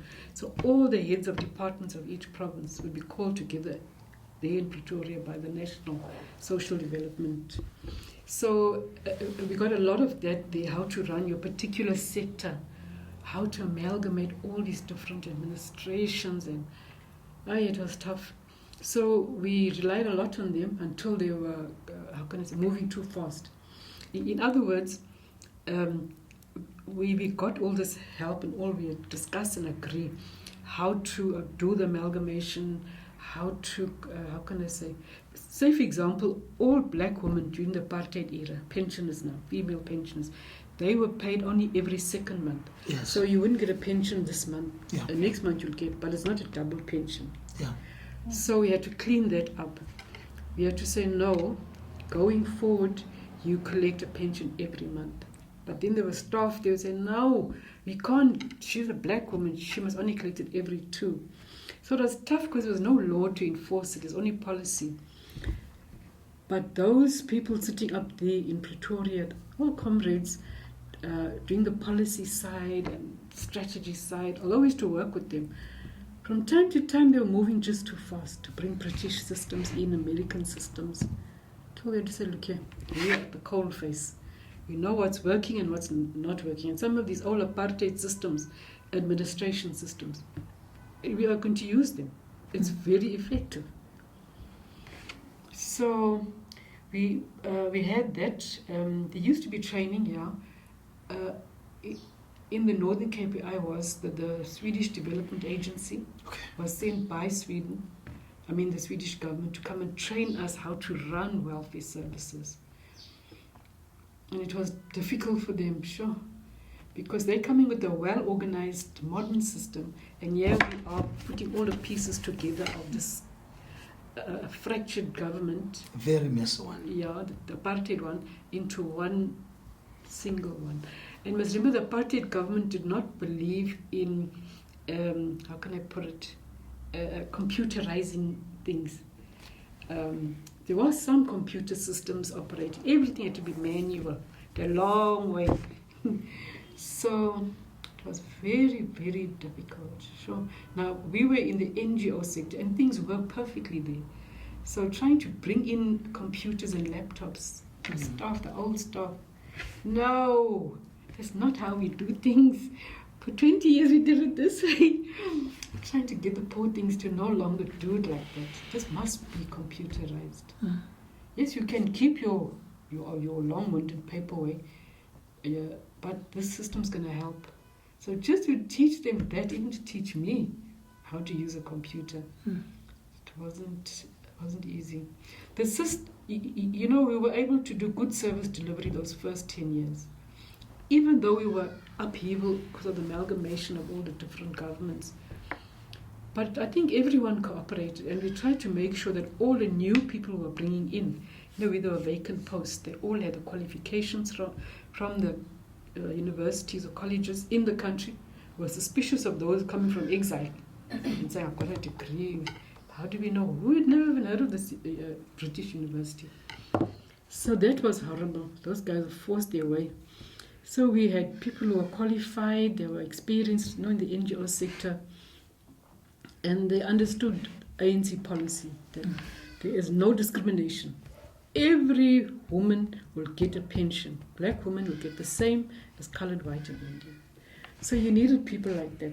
And then later it was called cadre deployment, because we desperately needed people who had university or college qualification, some experience, although from even the private sector for that matter, and politically they were very enthusiastic with this change of systems.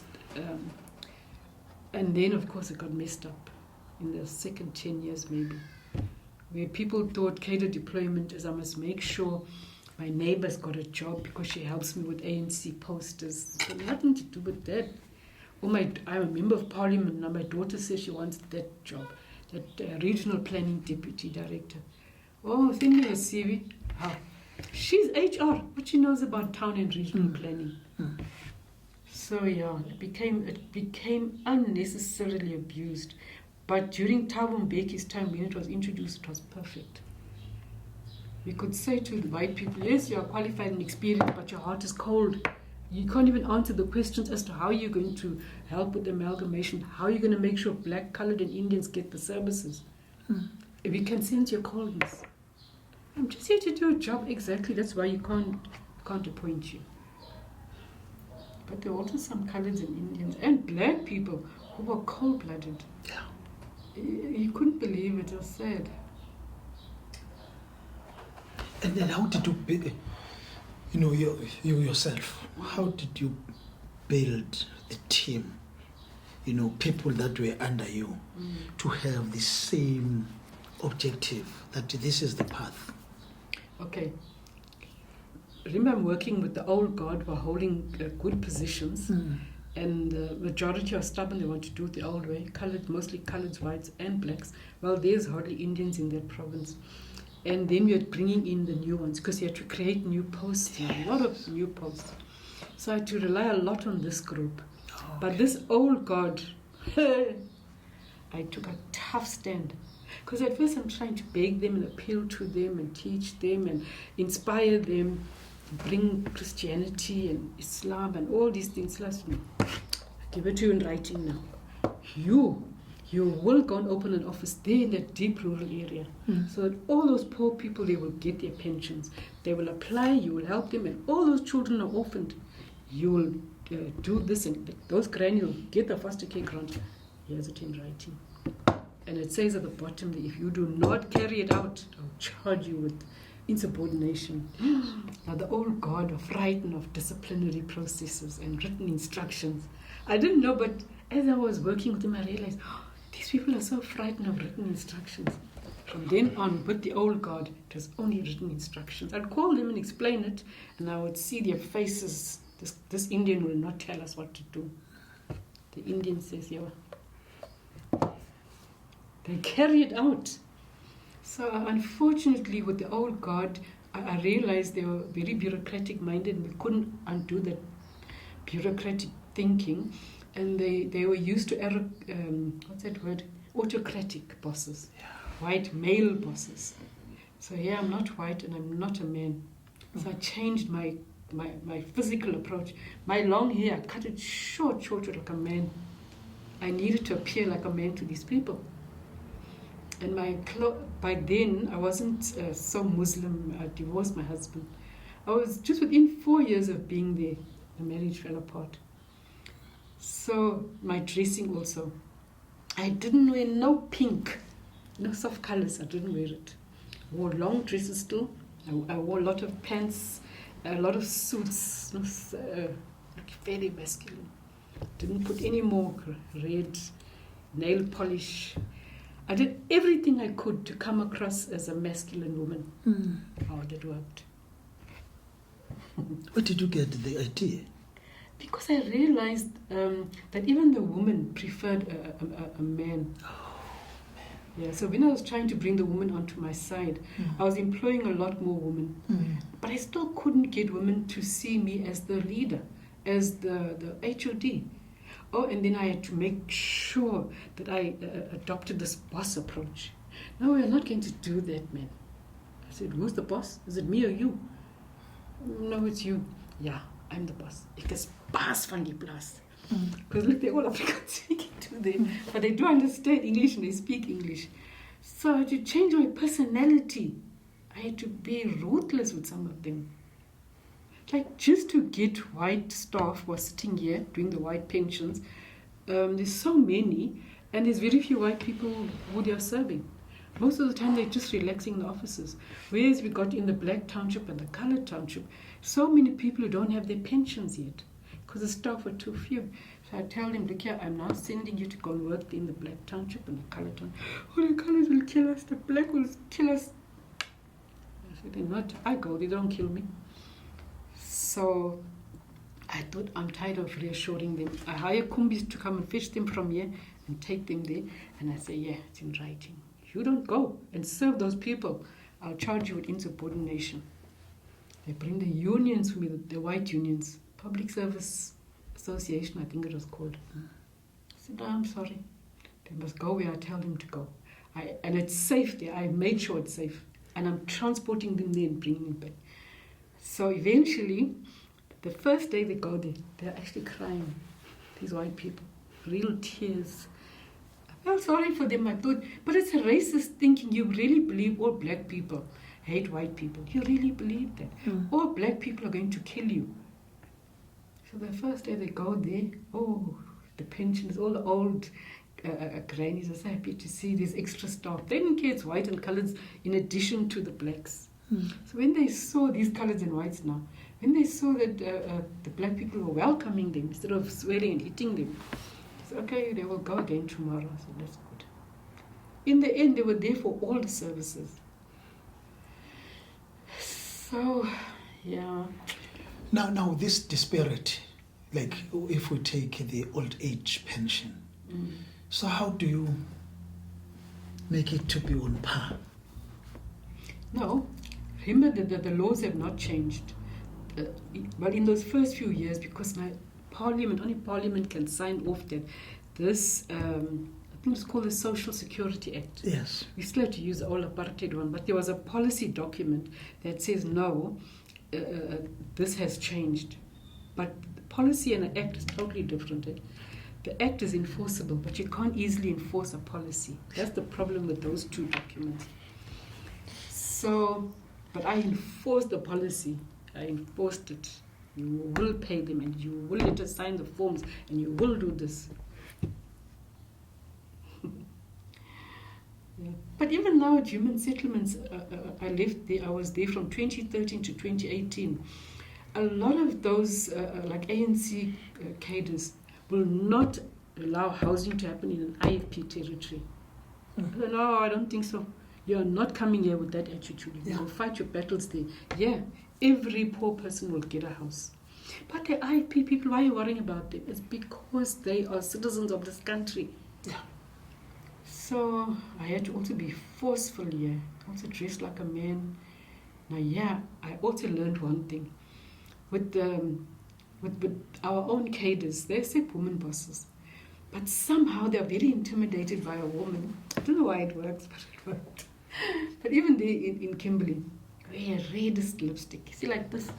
For some reason, I don't know if you've ever done this with men. You know, women, we get desperate. I wear very red lipstick. I wear stockings and I wear suits in a meeting. For some reason, it calms them down. They don't challenge me so much on the days when I'm doing that. And I know exactly which days to dress like a man, but with red lipstick. Even white men. When they come to discuss the projects and the problems they're having there in the project areas, I know exactly. Those white men from that project, they are so verkramp. They're going to give me a hard time, like in the first meeting, but I'm going to show them. I'm going to sit back with my royal lipper. For some reason, they don't argue. They argue less. Till it's very day, I know it has an effect on them. You know, poor woman, they what we have to go through to get a job done. That's all. Okay, my question is, are there any acts, like apartheid acts or policies, I don't know what you call them, how you call them, that you wish would have been inherited by our current government? Because they were working then, but we changed it and it's no longer working. Okay, I can only talk about the sectors where I worked, like health, social development, and human settlements. I think everything we introduced is working in those three sectors where I worked. It's just that, how can I explain it? Some of it we adapted to the situation we are in. Like we'll say, this is too sophisticated, this policy document. Even though it act that you went and take to Parliament there, it is not yet for us in a developing country. But we'll implement it, but we're going to adapt it here and don't complain. We're telling our national bosses. Then they give us the opportunity though, and then we ended up being the most successful housing department for 4 years running. Because we spent all the budget, we even managed to apply for more millions and build extra houses. High quality houses, none of them collapsed because we make sure you do the foundations, you give us that invoice. Don't build a whole house and then tell us to pay. You do that, you won't get paid, don't care. Else we'll come and use those gadgets and test the quality of the foundation, test this and test that. And if we find a problem, you'll see you'll demolish that whole house. So I think in those three sectors, social development, health, and social development. Just health, social development, yeah. Everything there was fine. The ANC's one now. this is another thing. ANC policies are not really done by those ANC cadres up there. You know that NEC, that 60 or 80 odd leadership, it's done by us, the administrators. Yeah. Not to say they're lazy or anything like that, but I don't know, I can't explain it, but we actually do it. Except that now those administrators in Pretoria, our own comrades, especially those ones that came from exile and wanting to import this now British system, especially British and American. I think there was really a clash, so luckily we could stand up to them. But I'll say these last 5 years that I was there, 2013 to 2018, here in KZN, that office of the presidency, who came with all these academic monitoring and evaluation, and I want to say, man, how can you, and that auditor general, all these auditors, when you tell them, what's that? We don't have time to sit here in the office as a HOD, all these managers. We have to go out in the field. You know, you've got to share your time like 50-50 or 60-40. Now you are bogging us down. But all these sophisticated British model things waste our time. And then when we can't answer some of your questions, questionnaires upon questionnaires, then you actually rate us under 50%. You say that department is the poor performing. Because we can't meet all those academic what. And that same Auditor General, this one, we cannot give it a clean audit because they are squandering the money. Only just because we can't find that file, we can't produce this, or we paid in advance. Say, for example, the municipalities are very slow to give you an invoice to say for this month, this is how much water and electricity you used in those offices they have used. So we say, okay, fine, your systems are weak, but what we'll do, because each month we're more or less using the same water and electricity. Each month you're more or less charging us, let's say, 5,000 Rand. So now when you don't give us an invoice, we'll just carry on paying you 5,000 Rand. So you've got the money there. We feel good, we've paid you. What does the Auditor General say? That was irregular. What if you use less? You would save money. Now look, now you went and paid 5,000. So what difference does it make? No, it makes a big difference. So as far as we're concerned, that's irregular expenditure. You wasted 5,000 Rand. Till eventually with all that, it comes to millions that is going to right there. No clean audit. Or they will say, you didn't go out on tender and appoint that company, the municipality did, but you're the one who's paying for the houses. You say yes, because from 1986, the constitution, remember we had an interim constitution and then the final one I think was 1986. Yeah. And there the power was taken, was it 1986, but in 2004, I think the municipalities had their own Municipal Finance Management Act, something like that. So it took away the power from the provincial departments to go out on tender to bring companies in, to build houses now. Only a municipality could do that. It was a complex thing, and then they would say, because now we had to pay the suppliers directly, because the municipality would take the money when we give it to them and spend it on something else. And then the poor contractors would be sitting with no money. So we would sign tripartite agreements. And then they would say, because you paid and not the municipality, therefore it's irregular expenditure. Then they'll count all the money you paid to these guys. Oh, runs into billions. And they'll count over like 6 years, even years gone. And they'll say, this department squandered 6 billion Rand or 5 billion Rand irregular expenditure. They call it a legacy auditing, and auditing the past, even when you were not there. So I said, no. And they give you the preliminary report, you know how they do it. Can you please get in your cars? Here's all the projects, all the houses that were done. People are living in them. Go and see if those houses exist.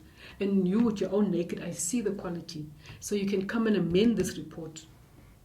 They go there, they find the houses are built, good quality, the people are happy, they got a title deed. They come back, they write that, but they refuse to say, to alter that report. So the public gets the impression that we really did waste 6 billion rand. But it's not wasted. You randomly selected houses and you went there. So if I was the president of the country, the first thing I'd do is abolish the office of the Auditor General. They can come back 20 years later. Yeah. And the presidency with all their sophisticated monitoring, evaluation, all the reports you must send them, as if the public don't matter. What matters is the paperwork. Yeah, abolish it. I'd say come back 20 years. Yeah, what a life. They waste our time. Even the politicians waste our time. You know this thing where they say, taking parliament to the people, or cabinet to the people once every 3 months, that's fine. Now, on top of that legislation, Peter Marisburg, they call us here, call us there, we are everywhere. So when do you think we're sitting in the office signing the documents so that payments can be made? Now we must sit till midnight there in the office in town, drive 1 o'clock, I get home. Every day without fail. Saturdays and Sundays I'm doing that. I don't mind. But you're wasting our time as politicians. But this HOD, she's so arrogant, we need to deal with her. Oh, it was painful to work here for 5 years. But now when you look at the system, looking at the office of the HOD and the ministry, whether it's an MEC or minister, how do you bring the two together Well, in order for a good service delivery? yeah. Well, as an HOD, you remember you're only an administrative head. The MEC is the executive and political head. So unfortunately, his word is final. I say unfortunately because if he is afraid of a certain comrade who's threatening him, just tell that HOD she must give me that project. Or just tell her she must pay even if my invoice is wrong. My invoice is only a copy. I won't give her the original because I had to adjust that thing. And now that's where conflict arises. You have an MEC who is very scared of certain comrades. You're not scared. You tell them, I'm sorry, I'm the boss, not you. Yes, but we are comrades. It doesn't matter. So that's where myself and Pele used to clash a lot. He was a clean guy, and we got on most things. As soon as he's under pressure, or he's threatened, then I've got to break the law together with him. Or he'll wait till I go and leave, and then they'll give that comrade what he wants. Or when there's somebody acting now. And I mean, most of my comrades who were like colleagues, who were deputy director general, chief directors, they're very humble people. They passive. They don't like violence. So that's a sad part of this province. Actually, the Eastern Cape is also like that. You get harassed. If they say, oh, you're too stubborn, you're too tough, then they go to your MEC, or they go to other seniors. Like when I was a director in the Department of Health in the Eastern Cape, oh, the corruption there was bad. So, well, this Apelgren is too difficult. She's not even scared of the unions. Go to the next one. Now, whilst we're talking of the Eastern Cape, do you think bringing the two want to stand together, the Transkei and Ciskei, was also a mess on the ANC? Oh, terrible mess, terrible. Oh, but actually in all those, remember we had 4 provinces and how many homelands? Was it not 5? Yeah. Yeah. How can I explain it? At the time of, let's see, 1994 was the elections. So that period, 94 to 95, when the amalgamations were being done, what happened, and it was across the board, colours, blacks, Indians, or whites were all benefiting. They were suddenly upgrading people from a mere clerk, let's say level 6, to an assistant director, level 9, or assistant director to a chief director. That's why by the time we came in 1996, let's say, you found yourself with a whole lot of white people who were holding top positions and they were suddenly promoted. Remember, the apartheid government's promotion system wasn't only based on advertising a post and competing with outsiders. You were just upgraded depending on how loyal you were, how hardworking you were, and so on.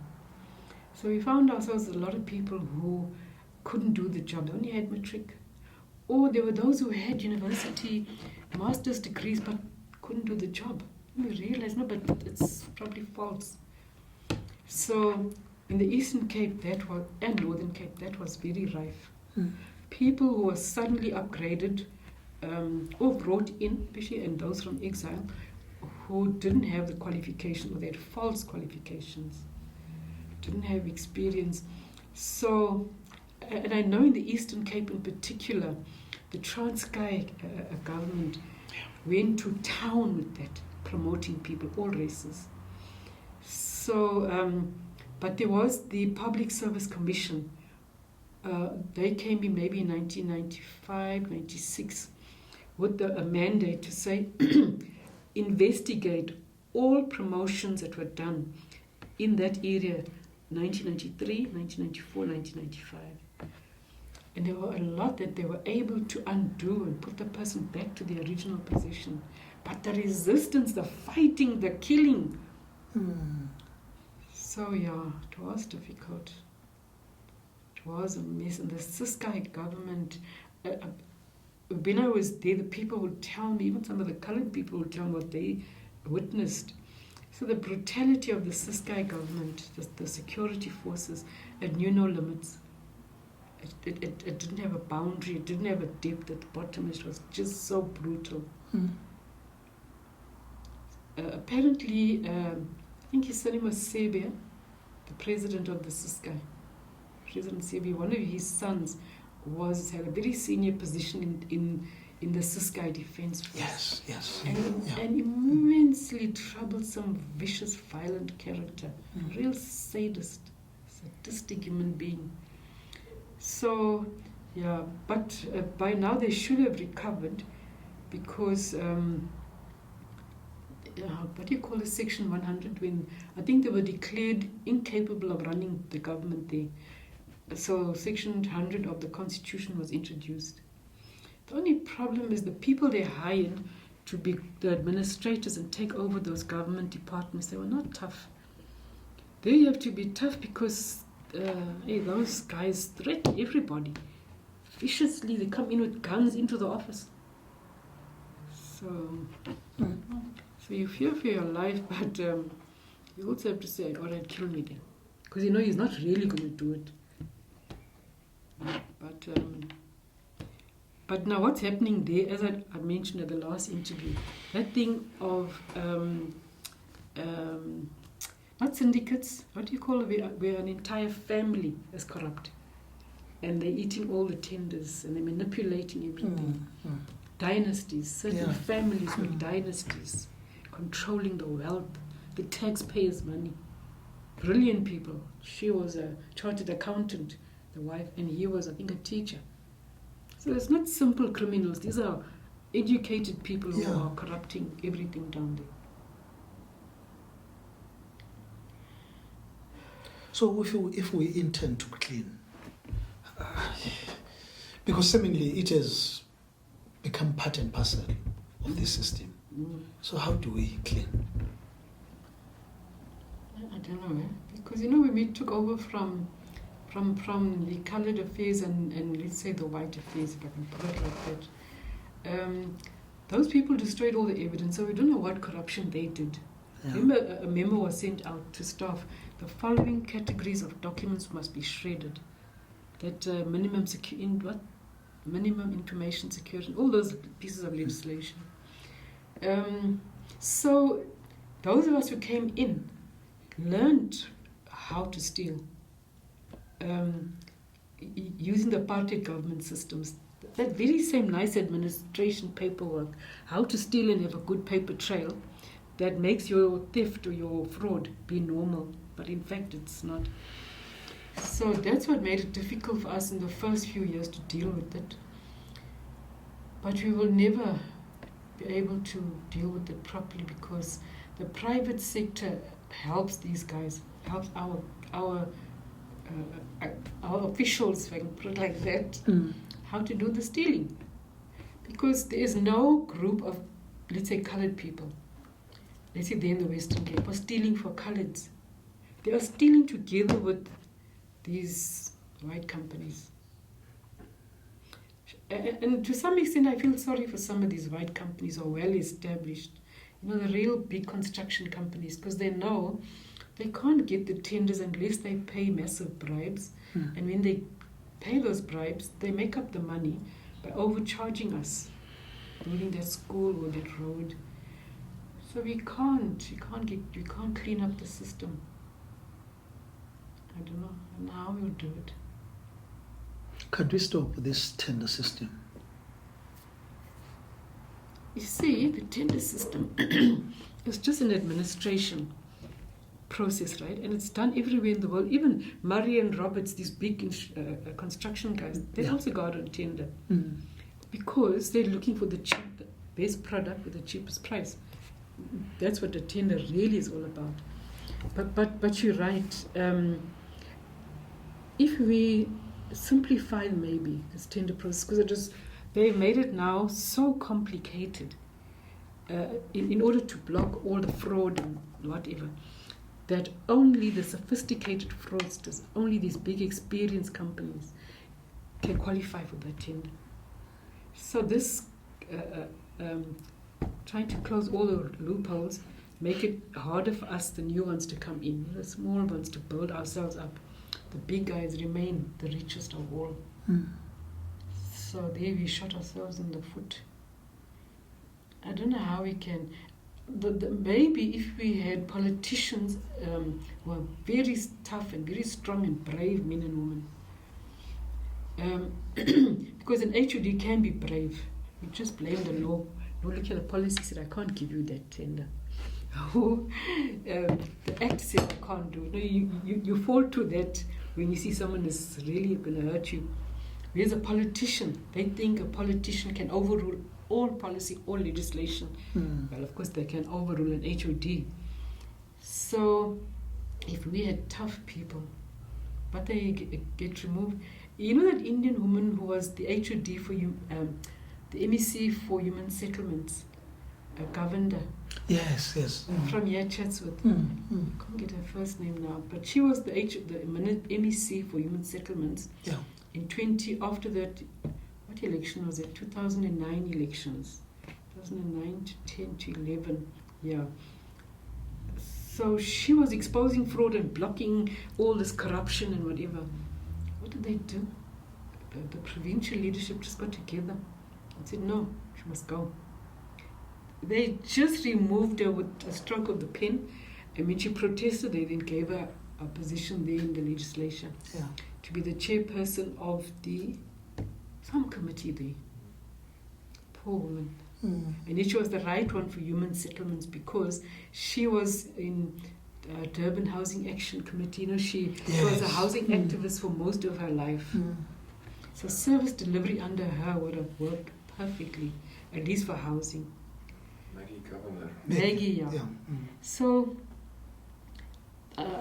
that thing of removing strong comrades were a strong communist or a socialist view that the poor must benefit first. Not you, you're already a millionaire. Why do you want more and more tenders to sustain your millionaire lifestyle? Just stand one side. That's what kind of politician you have to be. So they frighten the poor things, fear for their lives. So let us start about the records that we spoke about, off record. Do we have anything? They destroyed it all. Well, not we, our parents did, because they were so scared seeing 3 of their children being arrested, 2 on the same night, and me now a month later. But just with these 2, my sister Janet and my brother Eric, whatever they had in the house, they destroyed it. Even the house where my sister was staying, my brother, I don't know how he got to that. It's about just 1.5 kilometers down the road from my parents' home. My brother got there to the police before the police got there in their police van. I am digging holes and telling everyone, help, help. Because my sister had kept quite a lot of political documents. But it was not banned stuff, just records of all the meetings held, decisions taken. But they were scared, so they just, whatever papers they were there, they quickly burnt it. So where were the records? Well, different people kept different records. Like I was the treasurer of the, it's called the United Committee of Concern. It was an offshoot of the United Democratic Front. So, but now I didn't have the financial records on me. I was still in Johannesburg, coming back from Botswana, when that raid was being done throughout the country. So one of my brothers was staying there. He took everything and destroyed it. I was at home. I was just going to dig a hole, put it in the plastic, like what we used to do. Then take it out and the police are gone. Sometimes you used to get a tip off. The police are coming. Would there be bomb threats? Then we know. Go and dig a hole, bury all the documents we've got. Even if it's not politically sensitive, we'll still bury it. Then we have to take our mattresses and pull it into the passage. It was a 3-bedroom house, but the passage is quite a long passage, so we'd sleep on the mattresses. So that if bombs are thrown in, fortunately the road was on a hill, the stairway. So you couldn't easily just come from the road straight to the window and throw your bomb. Where's a petrol bomb or grenade? To throw it from the top, the likelihood is it will hit the glass and the burglar gun and bounce off perhaps. But one way or another, the force would then end in the bedroom or the dining room or the kitchen, but we're safe there. At least so we thought in that passage. At first I used to be scared. After a while you get used to it. White Afrikaans males phoning, scaring us in Afrikaans and threatening to blow up the house. But I mean, we understood what you were saying. We used to swear them back.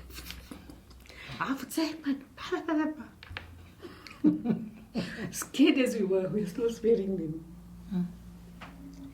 Yeah. So that's what happened. Even things that we had on cassettes in those days, even some things were recorded on cassettes. My brother was explaining how he destroyed the cassettes. You know how the tape thing goes around like that, pulling it. He didn't care what's hidden on there, just for to protect us. But at least that's what he thought he was doing, pulling it and burning it and flushing down the toilet some of the documents. By the time the security forces landed there with that van of theirs, everything, even the neighbors helped to destroy. So around the area here, who was the most notorious security branch, special branch? I can't remember the names now. No, I'll have to ask my brother Eric, because I know there was an Indian guy and a colored guy who were originally just normal policemen here at the Wentworth police station. But we were never dealt directly with by the Brighton Beach. Comrades from other areas, even outside of Wentworth, were dragged from wherever, put in the vans and locked up there. That's in a previously white area, and that time whites were living there, but apparently the living conditions in those holding cells was terrible. Well, I don't know, I'd never been in there, but even here at Wentworth, I'd never been in those holding cells, so I don't know what they were like. So no, I wouldn't know. I'll have to ask comrades. I don't know. Because we were taken straight from Nigel to, I think, Seorswat. So I was dealing with security police for the first time. Otherwise it was the locals who would follow us. At work afterward, they would just stand there. It outside the NGO where I work. I had an old car. I'm driving home, they're following me. Now I know them because they work at this police station. So why is he following me? It's not like I stole something or whatever. So the first that happens, he's scared. When you get out, he's going to kidnap you. So make a detour, I don't go home. I'd rather go to my parents' home, where there's a lot of people there.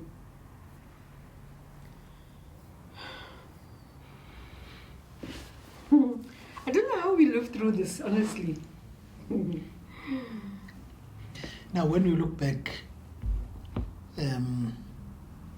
schooling time, was there any teacher that was very influential politically to you? Not in high school, Okay.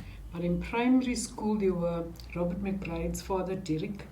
He was very influential. He tell us, this is the history according to the white man, but it's all lies. But I will teach you this because I get paid to do it. Like you tell us that the Khoisan, the Bushmen, the Hottentots are stupid people. And they gave the land to white people in exchange for a mirror. Because that was written there. So it would be a joke, we'd all have a hearty laugh because he would say, this is now not true, ne? What actually happened is, so we'll talk about the normal indigenous people war against the invaders. So he was quite influential there. And Mr. Halley, you know the Halley guy who was coordinating Jacob Zuma's case the first time around? Yes. No, it's his first name, but his surname is Halley. It's Halley, yeah. Now, his father is a principal of one of the schools, so he was also very influential, but not in the school setting where I was. In the church, very active in church, and in the civics. Whoo, that man told us the truth. So we always had the lies of the white guys telling us one thing and giving it us in the books. And then the colored guys telling us, even my father will tell us the truth. That's not true, McGill, don't worry about that. That's not what happened. So, and then there was another teacher, a woman teacher. She was just a class teacher. But anyway, one day, I'll never forget, when Henry Verwoerd was murdered or assassinated. Yeah.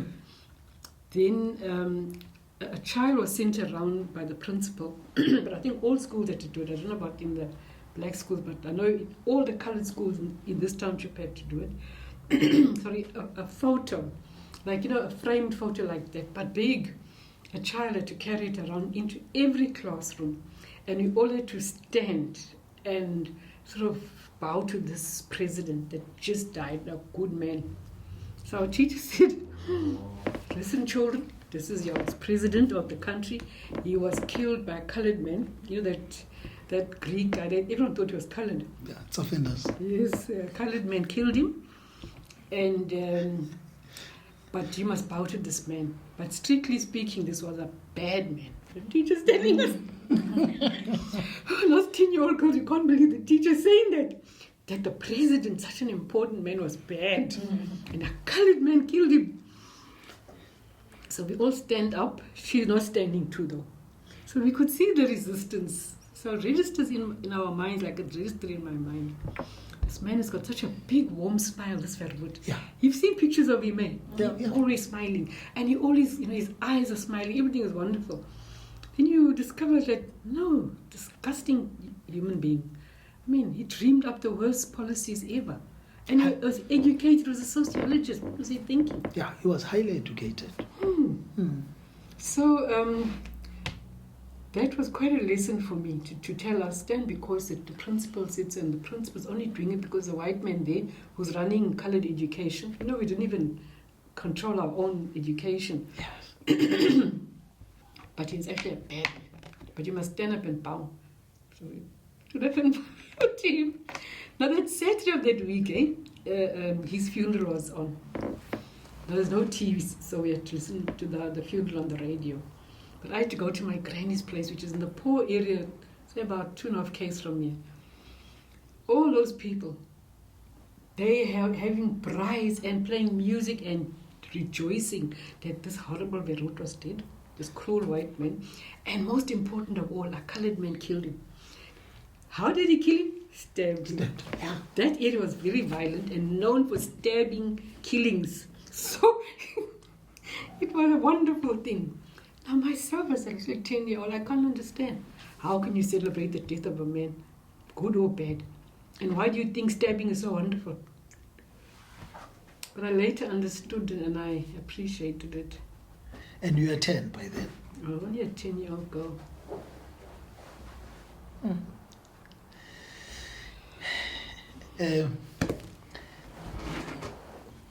Let us look at the African National Congress, Mm. you know, the election of the office bearers, we take the top 6, and we find that there are no minorities there. Mm. What is your take on that? On the top 6? Yeah. But was Tracy not there in the top 6? Yeah, Or even in future? But she was a deputy. You know, she was there as a half. Mm. Oh, okay, I see what you mean. Yeah. Or you mean the last one of 2017? No, I mean all. Oh. All. That, you know, if we take the top 6, Mm. we take the NEC, you know, our people are not well represented there. Mm. It's just majority black. Yeah, I think for many of us in the ANC, those of us now colored Indians and whites are there, we do understand that there is not many of us who are members of that organization. So we don't have a problem when we're not in the top 6 or any of the top leadership structures. We don't really have a problem. Unless if you have a comrade who's really good at his work in terms of promoting the ANC or policy making, then we will make a noise. But generally speaking, we are very small numbers in the ANC. Mm. Yeah, I mean, in terms of membership, there are a lot of people who are active ANC members, but they refuse to sign up. They've got the money, but they just don't like that part. Hmm. Something a person doesn't understand.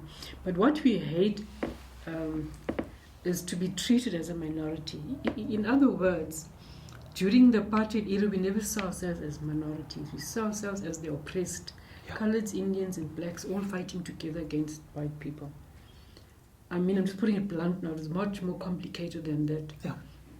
So, but after 1994, no one could have anticipated that black people, generally speaking, across the country, would think that they were the only ones who fought in the struggle and the only ones who suffered under apartheid. So they wanted all the posts for themselves, even all MEC positions. Yeah. And in a province like the Northern Cape, where the colours are the majority, the majority of coloured people voted the ANC, but you don't want anyone to be a coloured MEC, let alone the premier. So then the coloureds realised they have to constantly confront ANC, black ANC comrades, and say, sorry, we did not fight for your liberation only, we fought for everyone's liberation. Yeah. So they learned, and the coloured people there are predominantly of that indigenous group. Yeah. So they're very humble. They learned to be militant towards apartheid, now militant towards our own ANC leadership. So they got the message. They started giving positions to them as MECs, even as HODs. Black comrades wanted all HOD positions. Even they'd have excuses like here in the Northern Cape, there's no coloured person who's educated enough and politically strong enough. That's how I got recruited. Coloured girl, come here and run this department. So you ended up with only one coloured woman representing all the coloureds now, which wasn't good, and plus I looked like an Indian. So we make a noise when we have to, but we don't always win. Most of the time we lose. That's why we say, all right, now we are minorities. Minorities unite. And you know, if I can tell you the amount of WhatsApp groups and Facebook groups that are here, where Indians, coloureds and whites are so united. It's disgusting and dangerous. Even the indigenous people are so organized. We could easily topple this ANC government. Because you don't need numbers to win a war. No. You need strategy plus numbers, or strategy in particular, and you need, a powerful determination. We know the enemy is not poor black people. We know it's the black elite who are just so disgustingly racist towards everybody. Or there's this tribal things of the Zulu versus the Xhosa versus. So we don't give a damn about that. This is what the Constitution says, and we fought for this thing. The whole world supported us, so we will not give up the fight. In fact, recently, these groups, they all feel it's more than 20 years now that black people had their transformation. The transformation was for all, but fine, we stood back for more than 20 years. We will not stand back anymore. So we arrest checkers and Pick and Pay, where we see only black people are appointed. They're the managers, they are the cleaners, they're everything. We also want to be cleaners. A job is a job. So I call him out on Facebook. I tell them, yeah, checkers, you at least put some Indians there now. That's good. Thank you for that. Doesn't matter, they're only packers. I mean, in other words, we all want to be part of this country, but we don't all want to be the mayor, the president, the teacher, the principal. We just want to be involved, want to be everywhere. Now you make us invisible. Even in Mkonto Sizwe, you're making this one invisible. I don't need your job, I don't need money, but I will not stand by and see how these are crying over here. So it's very dangerous what's happening here on Facebook. Very, very. This July riots of last year. Yes. You know, I don't think the instigators, Duduzani and that whole Nkandla Tea Party, I don't think they anticipated when they say they're going to kill white people there in the Bluff, but under the disguise of white monopoly capital, that they'll be killing other races as well there. And in those buffer zones that used to be there, in the apartheid era, there was a white suburb in a buffer zone, like bush and whatever. Then it's a colored township, then bush, then the Indians. I don't think they ever thought that we would band together. You must see the WhatsApp groups that suddenly came up. How dangerous was that against against the ANC, I should let me put it bluntly, or against the new South Africa, or the post-apartheid South Africa. It was disgusting. But we were all so terrified of, how can I say? Do you remember during the apartheid era, white people would always talk about Swargafar? Yes. We're so scared of black people. If they should run this country, they'll just kill us.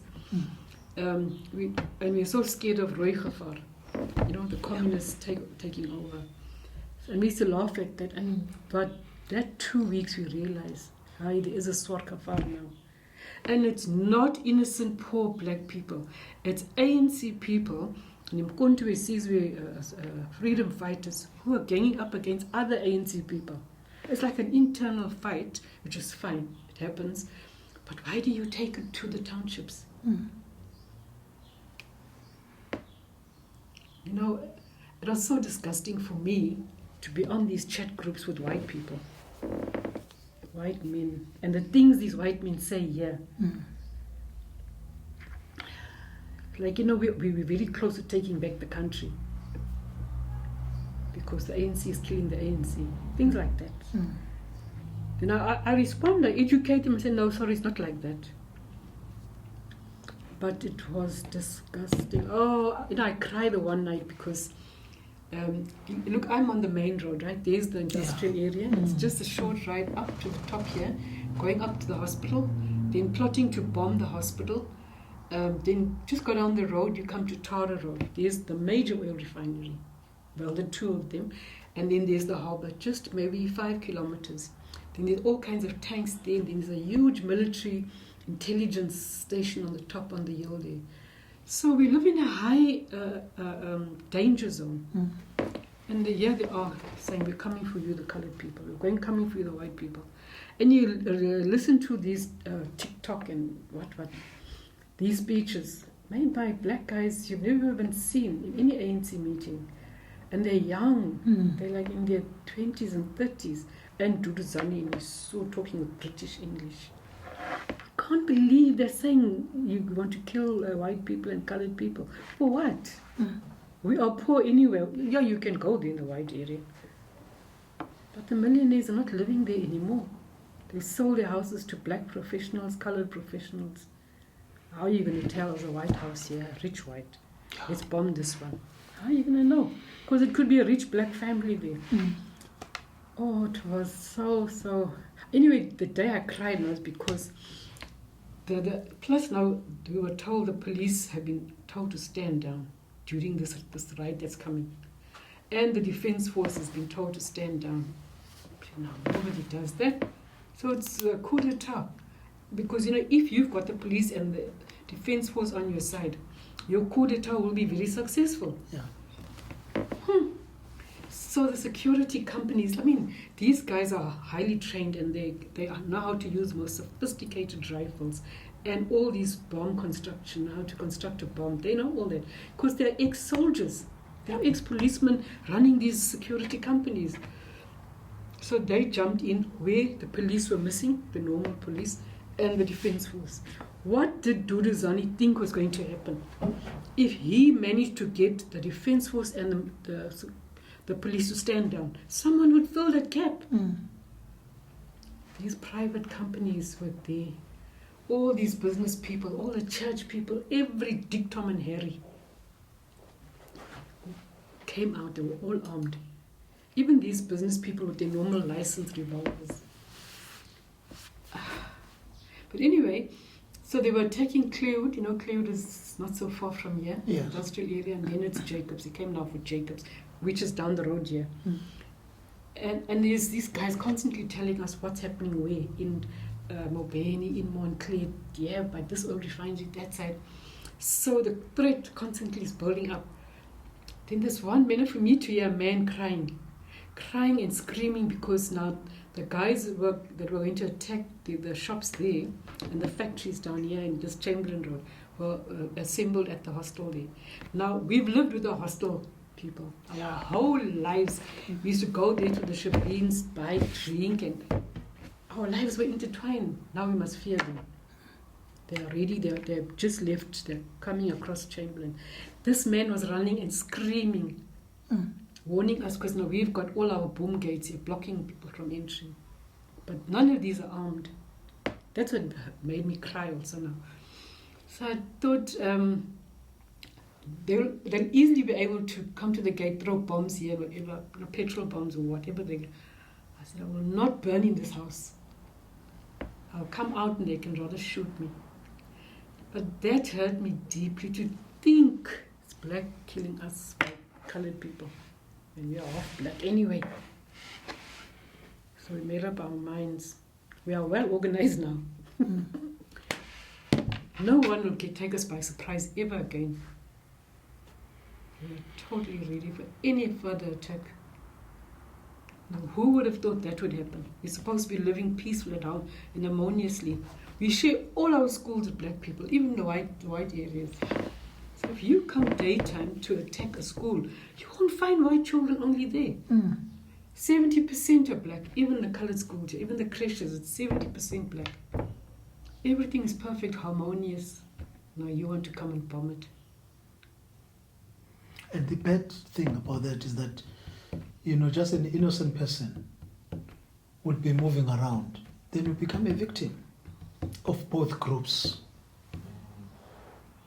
But here, the level of organization done all through this WhatsApp. Here and there were community meetings, but not big ones. So much so that they even guarded every single oil garage, petrol station. There were groups of men. They armed with nothing but sticks and bricks and whatever. Because look, anyone can come fill up. We didn't have a problem. The moment you finish fill up and you come with a 5-liter container to fill that up, say, no, we know you're not going to go and sell it to someone else. You're going to make petrol bombs. So they were hitting people. Anyone who came and wanted those 5 liters filled, and it was mostly black people. Black people coming in said, fine, fill up, no problem. But one particular car with a policeman in, but he was playing close. He refused to pay for his petrol when it was filled. And then he was stubborn. He wanted those canisters, those plastic bottles filled. So when they didn't want to then drive off, the locals hit him. He said, I'm a policeman. Why don't hit me? I'm a policeman. He said, oh, you're a policeman. You come here for petrol, to make petrol bombs. The locals hit him so bad. I've got it on another cell phone. I said, no, I'll keep this record. The problem is that you can't see the faces of these colors because the person who took the video was videoing the feet, how the feet were kicking and tramping him. But you can see him, he's begging for his life. But he's lucky. No one died there. I don't know how they drove that car out of there, because they were all beaten up. There's 5 of them. Now what's sad, yes, colored people hitting black people. What? Because they are afraid you're going to kill us with these petrol bombs. Yeah. Now, with this area, like you said, ever since you grew up, violence has been there. This is socially. Exactly. Now, when we have something like the July riots, what happened internally? Were there no people that took an advantage of that? Yeah, a lot of people. Well, you see that the drug wars were ongoing. They knew that there was this political upheaval in the city where they're still shooting each other about, this is my territory, you can't come sell drugs here. So we had to hear their bullets, their shooting, and the shooting of what's happening down there, and the bombs exploding there. So we had to now always say, okay, the shooting seems to be coming from Street X, they give the street name. Every street had a reporter. That's how quickly we all were organized. Every street had a reporter besides our roadblocks, men by men, women, young and old, even disabled sitting in a wheelchair, came out to man a thing. So they were told, no, this is just the local criminals. Oh. The local gangsters killing each other. So it was a distraction, but the media didn't even cover it properly. Like they would say, in the south nothing really happened. But it's not true. We heard all the explosions, and an explosion which is coming from a limpet mine and from just a little petrol bomb. Yeah. To live in fear, morning, day and night. Oh yes, and the other thing is people who were raiding shops and whatever on the beach area there, or the white area, and they thought they would escape from the white area through the colored area and then through the border that old apartheid road, which separated colors from Indians. So the colors are waiting for them at the bottom there. So as you come down, you want to go to Isipingo or Monville or onto the freeway, your cars are being stopped by the local criminals and raid everything that you stole. Then we let you get back into your empty car and go. That's so comical, because they would come and sell it to us now on this side. Yeah. We got this from, those people are stealing from where we took it from them. Others, when it was in Clearwood, they just got the combis and went to Clearwood and started raiding themselves. But why the police can't arrest everyone who raided? I don't know. And this thing of saying no shame, they were raiding all these big shops because they are poor. Then why didn't they raid before our president in waiting to do Zani? Say, go in, loot and burn. Attack white monopoly capital. Because that's what he was also saying. You're a disgusting human being. Ish. I told you I saw him at the July handicap. And him and my brother know each other, so he shook everyone's hand, but not mine. This is my sister Greta. He goes, I know her. I told you, because I already said on Facebook that he's the one who's instigated this. He inspired this carnage.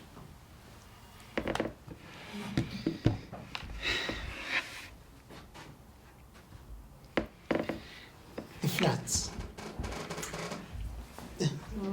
Can I ask something? But I'm not sure it's gonna sit with you. But honestly, it's come from me. Like No. Let us talk. Be frank. Yeah, no, I'm an open book. Yeah. Okay. I'm young, ne? So when I was growing up, I'm talking about the colors and blacks. Oh, which part of Durban are you from? Mlas. Oh, right. Very here, close. yeah. So I just wanna know, because when you're growing up, you hear stories like, colors don't want to be associated with blacks because they are better than blacks, That's how I grew up. Is it? Yeah. Because colors want nothing to do with blacks. Because there are more whites than in black. Yeah. So now I'm thinking, where does that segregation emanate from? How did it start? Like in the old days, how did it start?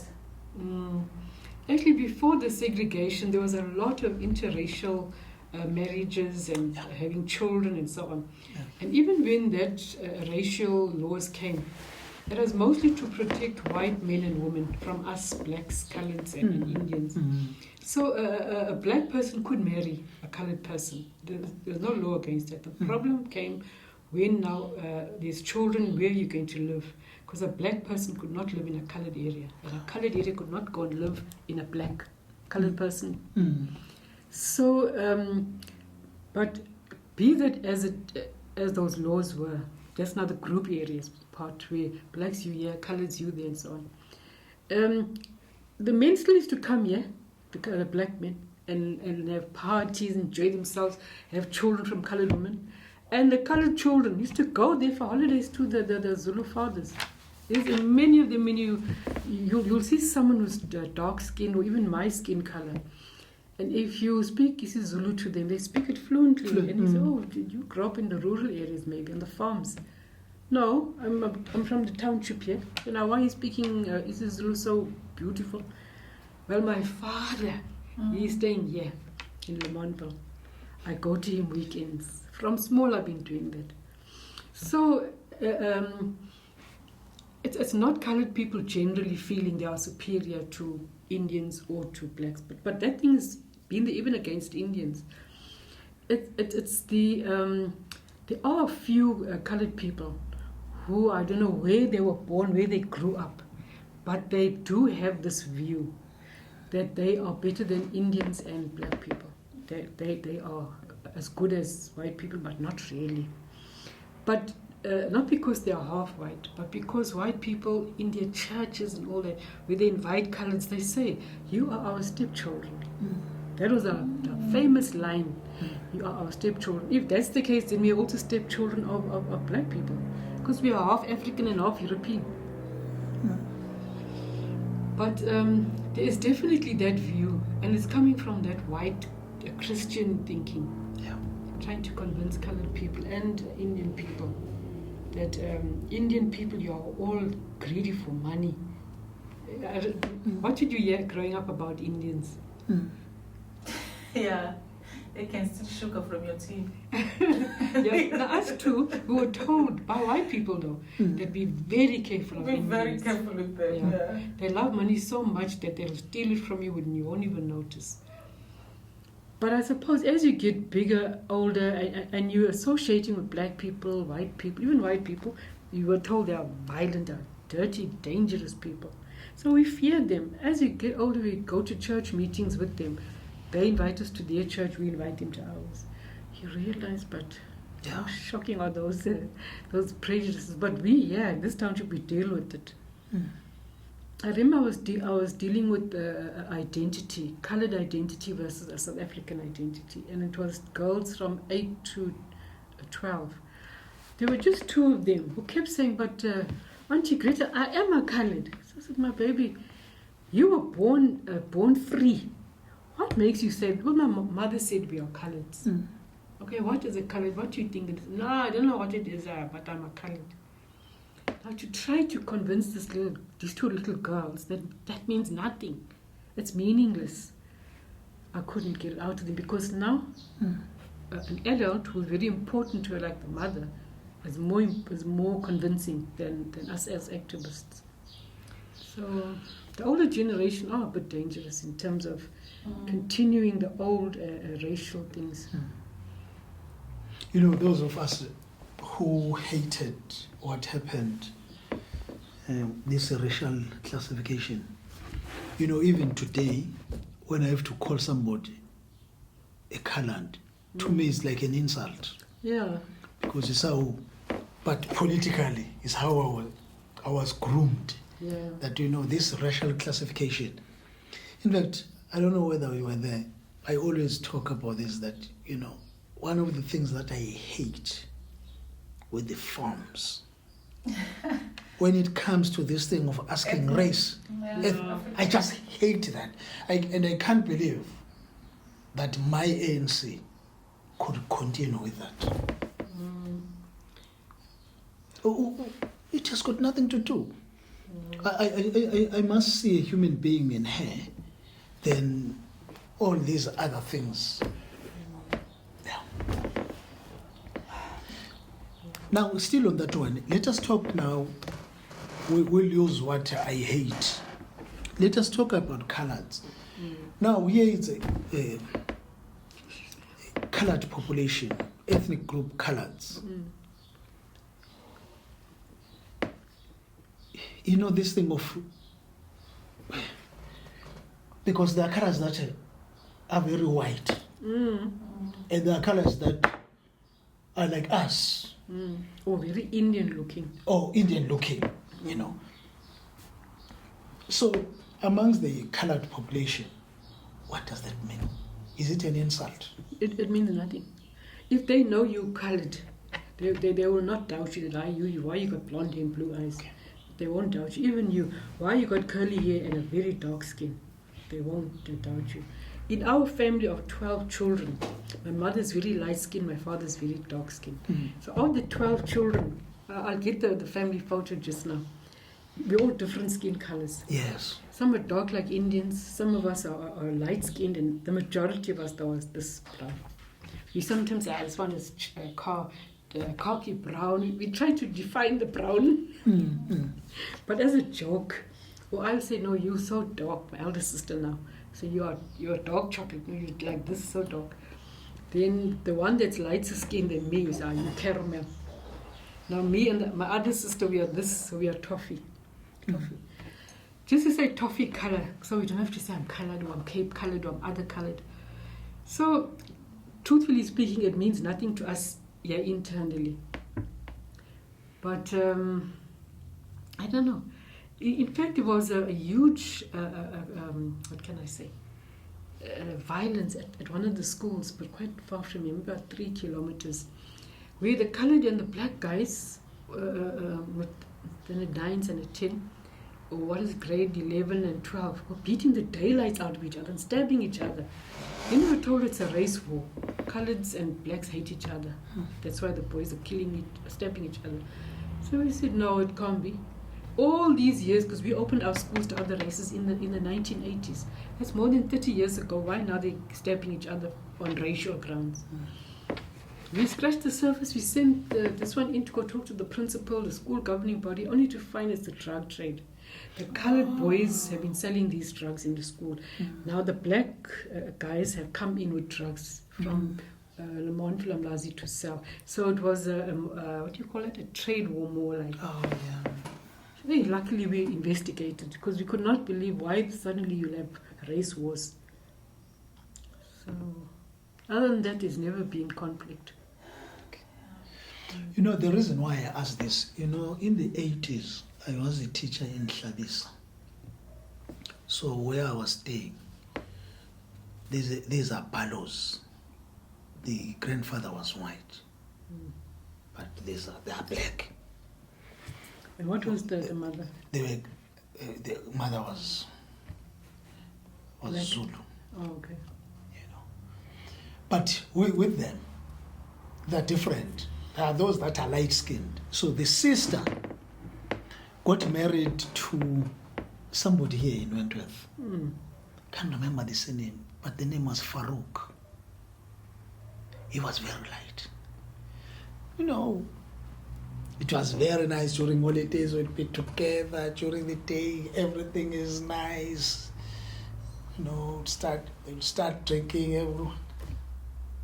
Every day in the evening, they would start fighting. Oh no, the coloreds. Yes. When coloreds are drunk, I don't know why it does that. Now, this thing will come out now and then. The husband will say, hey, you were third grade colored. And you'll have to ask them, you know, when they were, so what does this, well, what does it mean? Because when you're looking at you, I would say, you know, you look like whites, though I know that you are coloreds. But what does this mean? They start explaining. Because it will come up now and then. No, you are third grade colored. There's a first, second, third. Yeah. Yeah. Is the B word an insult for you, colored? What's a B word? I'm even scared to say because I don't know if it's an insult or Oh. the B word. Oh, no, we make jokes about it ourselves. Oh. If someone says, yeah, you colored people, you say, no, we are brainos. For the simple, okay, in English it just means brown people. Yeah. For the simple reason we hate the title of colored, other colored, Cape colored, all that colored, whatever. So we come with our own names. We brainos, we are bushies. Bushy is an abbreviation of Bushman, indigenous. Yeah. So we'll call ourselves, okay, brainos, bushies, and then of course the colors of the chocolates. Anything but not to say what the apartheid government wants us to say. You're colored. Say you're colored. I'm not saying it. But so you come with your own alternatives. Yeah. But the third grade colored, no, I haven't heard that one. But what I do know is that, you see, there were a lot of white people, even some black people, who married these indentured laborers from Mauritius. Yes. Now, most of them were from indentured laborers from India who went and lived there. Well, they were brought there by the English. Or there were slaves captured from Madagascar. Because look, the island, there was no human beings there. So this intermixing, racial mixing of black women with these men, these indentured laborers from Mauritius, who are part Indian and part French, or part Indian and part Dutch. That group of colors with this mixture like that became very arrogant. They were the ones who believed, because they have some Indian blood and white blood, therefore they are superior to those who don't have it. Let's say you're strictly indigenous, then you're nothing. You know, bushies, you're bushmen, you're nothing.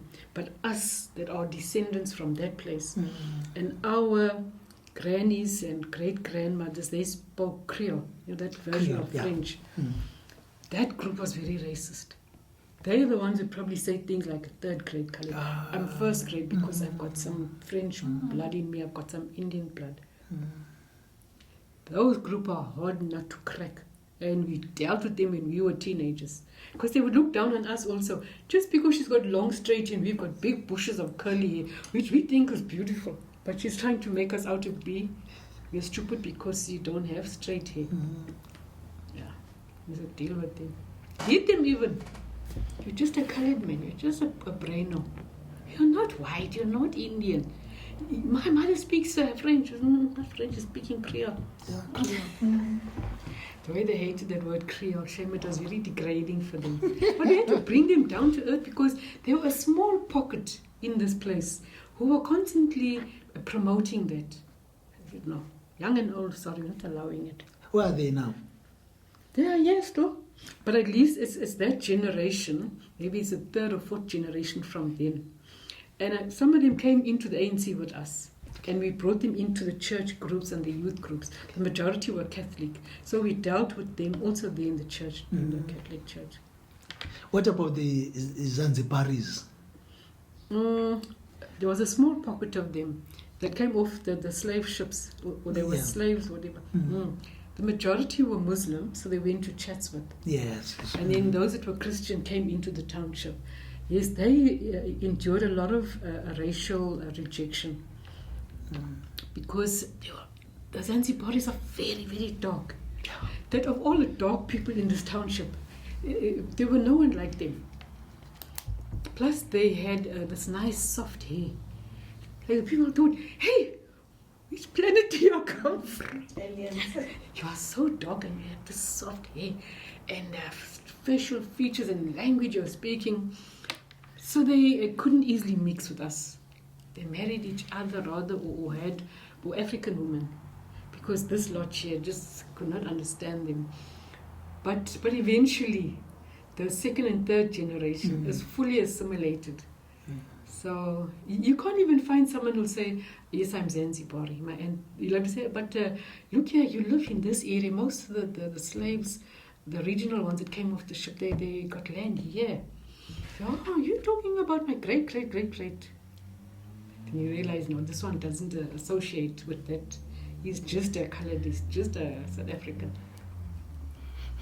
Yeah, shame in those days. But the second or third generation of men, young men, had a lot of violent attacks between themselves and the coloreds. constant violent clashes. And then, but again, when we went underneath to understand it, it was the drug trade also. And it was this thing of they could not come and use the amenities here, like the local soccer field and the swimming pool and so on, because now they're stealing the girlfriends. Well, not stealing it, but the girls are falling in love with these guys. So yeah, it was bad. The Zanzibaris came with petrol bombs and bombed the houses on this one Alabama road. Then we said, no, let's go underneath and see what's really the cause here. So I realized it's got nothing to do with the skin color or that slave history. It's purely drugs and this social things. Like, we don't care. I can solve those problems, but don't come here and burn down houses. Hit each other, stab each other, that's fine. Because that's what, I mean, guys all over the world do. Yeah. But this thing of competing for resources and romance and all that. You know, one time I went to a meeting in Hilton. It was said, it was Greta, Koi, San, and all the groups. Yeah. So the meeting went very well. Since I was there, I was asked also to speak on about archives, so I spoke about oral history. They were from all over in the province. Then towards the end, one guy, he started swearing. There's one from here who shouts a lot, but I've never heard him use the F word. You know, because this was for the first time. Was he light-skinned? Light-skinned, he was from Kokstad. Oh, okay. Yeah, Kokstad. This was about elections. Mm. And then one brother is a priest from Escort. So I asked him. He said, no, you know what, brother? So each time when we're meeting, when this happens, then we know that the meeting went very well. And ever since, you know, I've been to meetings, then this thing will happen, then I know that, okay. Because, you know, you look around, you find that people are relaxed. Yet you are so scared. People are just relaxed. No, there is one here. He's a medium height and very thin guy. He's also one of the KwaZulu chiefs, but he's from the Korana. Korana, yes. Tribe. Yeah. That's the group who first met, what's his name, Jan van Riebeck. Yeah. And who thought, are they just coming to take things and go? And then when he came back the second time to stay, then they started the war. So they do tend, that group, to be very militant. Yeah, so that, what's his name? I can't get it now. He's always militant when it comes to KwaZulu issues. Yeah. Vicious, we say, but Andre. I think I know Andre him. is his name. Yeah. We say, but Andre, why do you have to shout? We're in such a small room. People can hear you. And all this aggression. Yes. These people are listening to you. No, I want them to understand how I feel.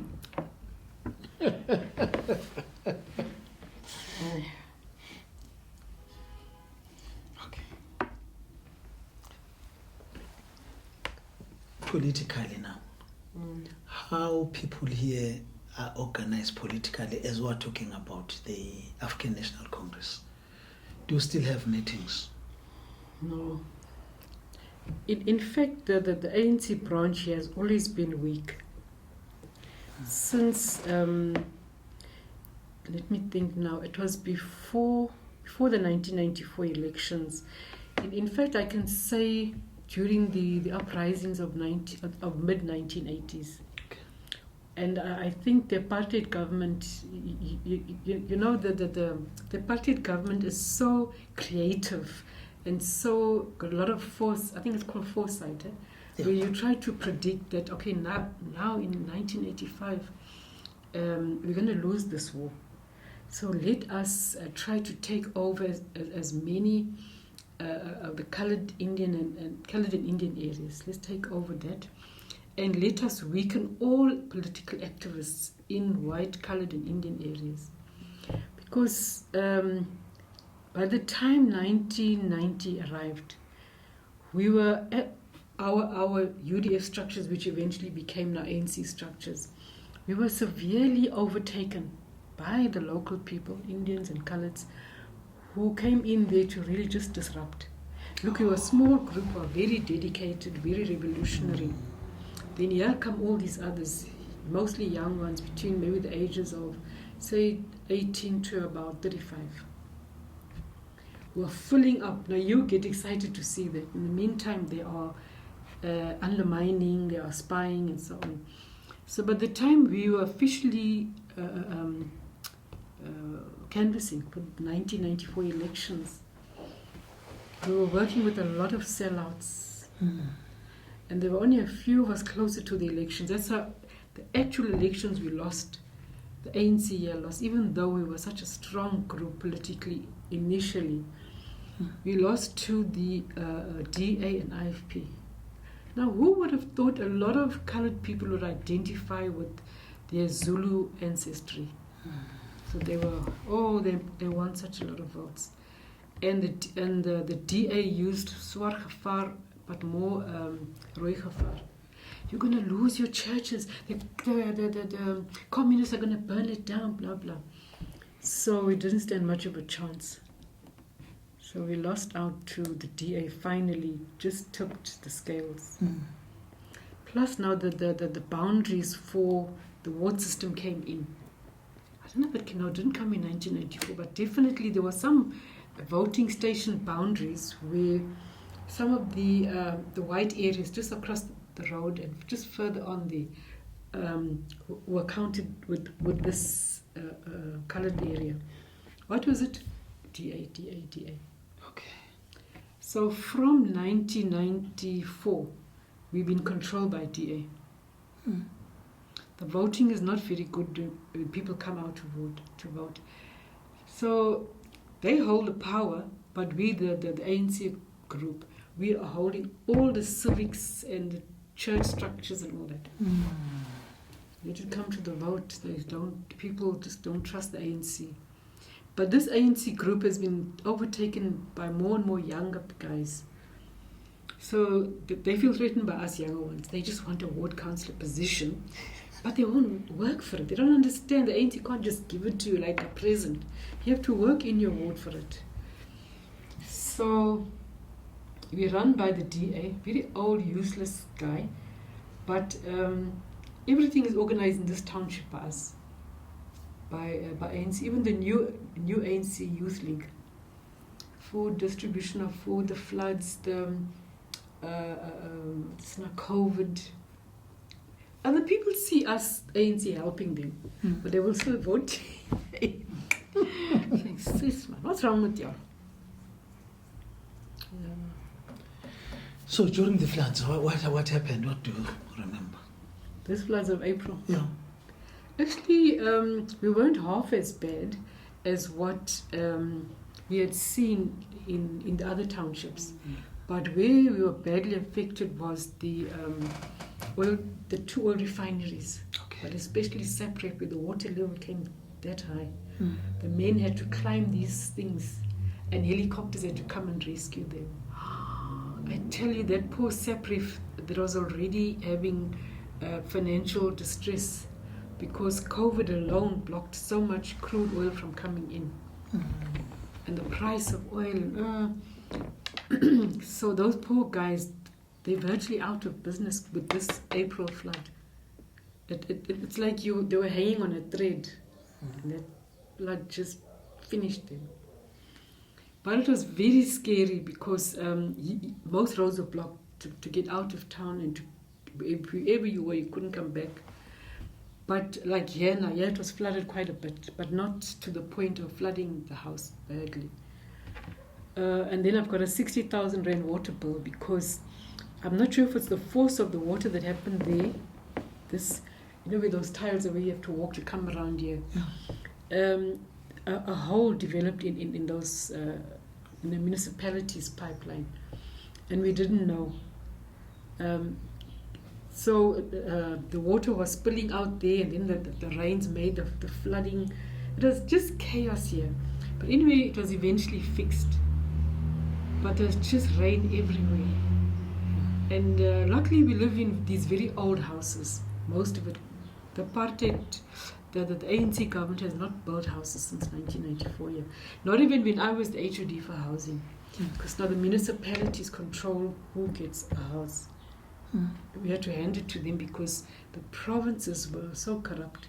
The housing departments in most provinces, they were so corrupt until 2004 when it was taken away. So most of these houses stood the test of time. It's just those who are living in Wendy houses, houses made of cardboard, and those were doomed. But Engine came to the rescue, the church. One thing with this community, we rally around, we take out of our own pockets. Remember the 10 rand and 50 rand, some groceries, people cook food and go around and distribute it. Even the business sector here, the local guys who are owning businesses, they contribute. They know the government is not coming, so they do it. So what did you do with this, with the water bill? Now the plumber, only yesterday he yesterday he emailed me that water loss document where he came and said they did dig up where the water was now coming up through the tiles on the surface there. I thought there's a sinkhole here. So I have to send in my application now for a reduction of that 60,000. Okay. But in the meantime, since April I was paying, I usually only use 400 or so worth of water. So a month. So I was just paying 1,000, 2,000 because they're threatening to come and shut down the whole thing. I thought, damn swines, I am paying you something, you're still threatening me. So when I send it in, I'm hoping they would give me some loss reduction and then let me pay it off over 2 years. But even with that use of water, they're still charging me penalty and interest. So I thought, you can't win. If it's not the municipality, it's SARS. The more you earn, the more you pay. Even your pension, the more you higher your pension, the higher the tax, that annual tax deduction. So, yeah. Now I would say we were lucky that the floods didn't hurt us that bad. In 2017, remember that flooding? Yes. And those tornado winds really got us because we're so close to the ocean. The wind alone did a lot of damage. Blew off roofs, uprooted the trees. But again, everyone rallied because I know the municipality is not coming to do it. We rallied together.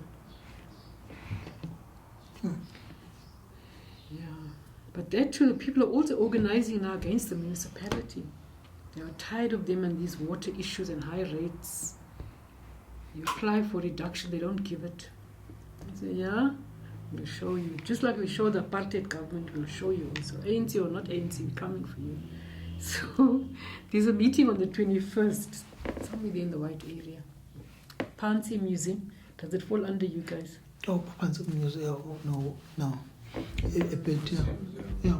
It's an affiliated museum. Yeah. Oh, but I mean, is it a government controlled? No. No. It just gets funding support. Oh, so we are going there.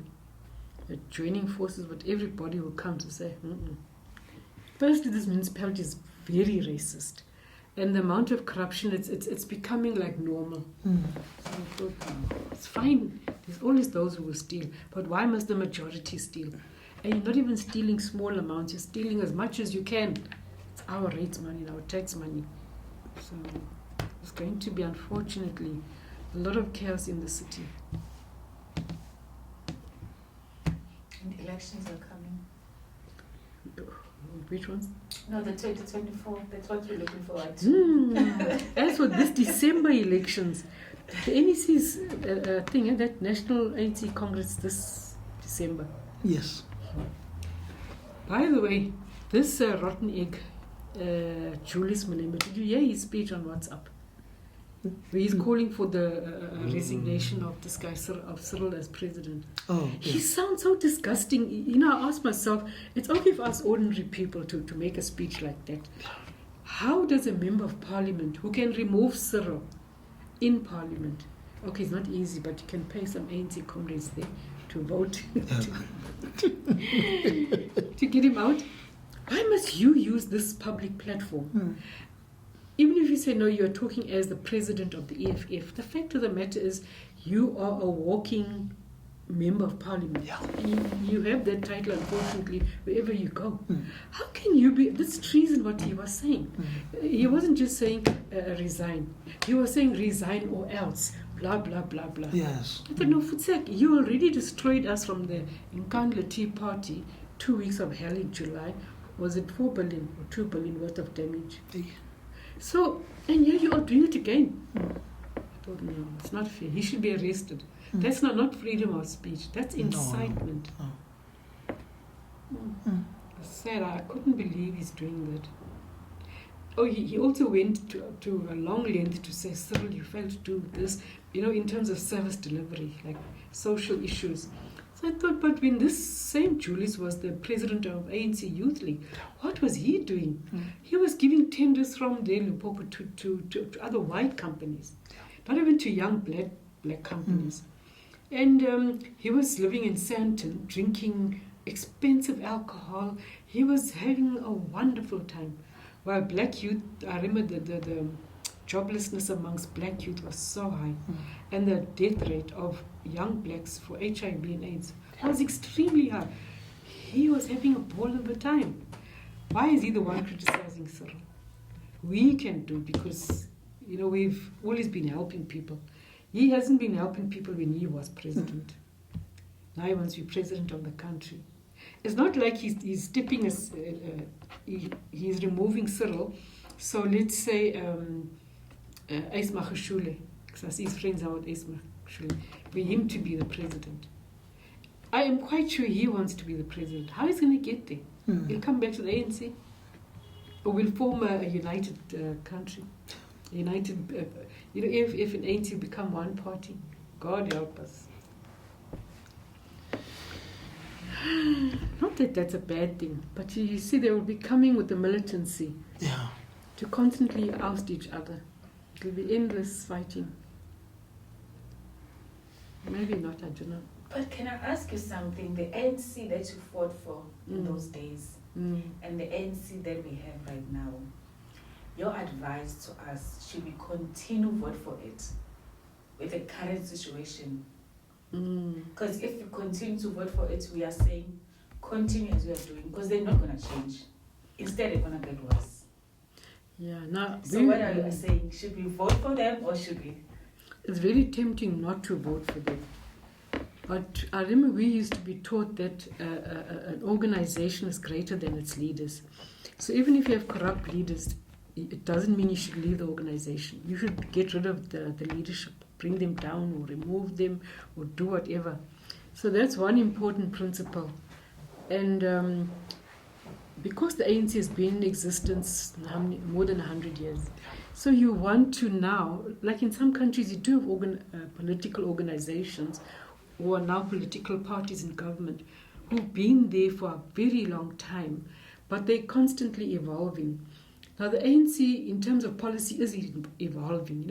In other words, they're adapting to new economic crisis, blah, blah. But the criminal element is in there. That is the problem. How are you going to build an organization and get it to constantly change and adapt when you have the criminals?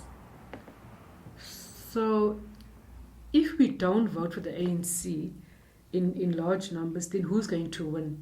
It's going to be EFF, DA. Now the problem with the DA, there is no guarantee that all those old white men, okay, they're old men now, and this generation after them, that they will take us back to square one if they should win. They will. So look, you get a lot of other races that are there in the DA, but the problem that I have, and I'm sure a lot of people have, we can never ever allow white control.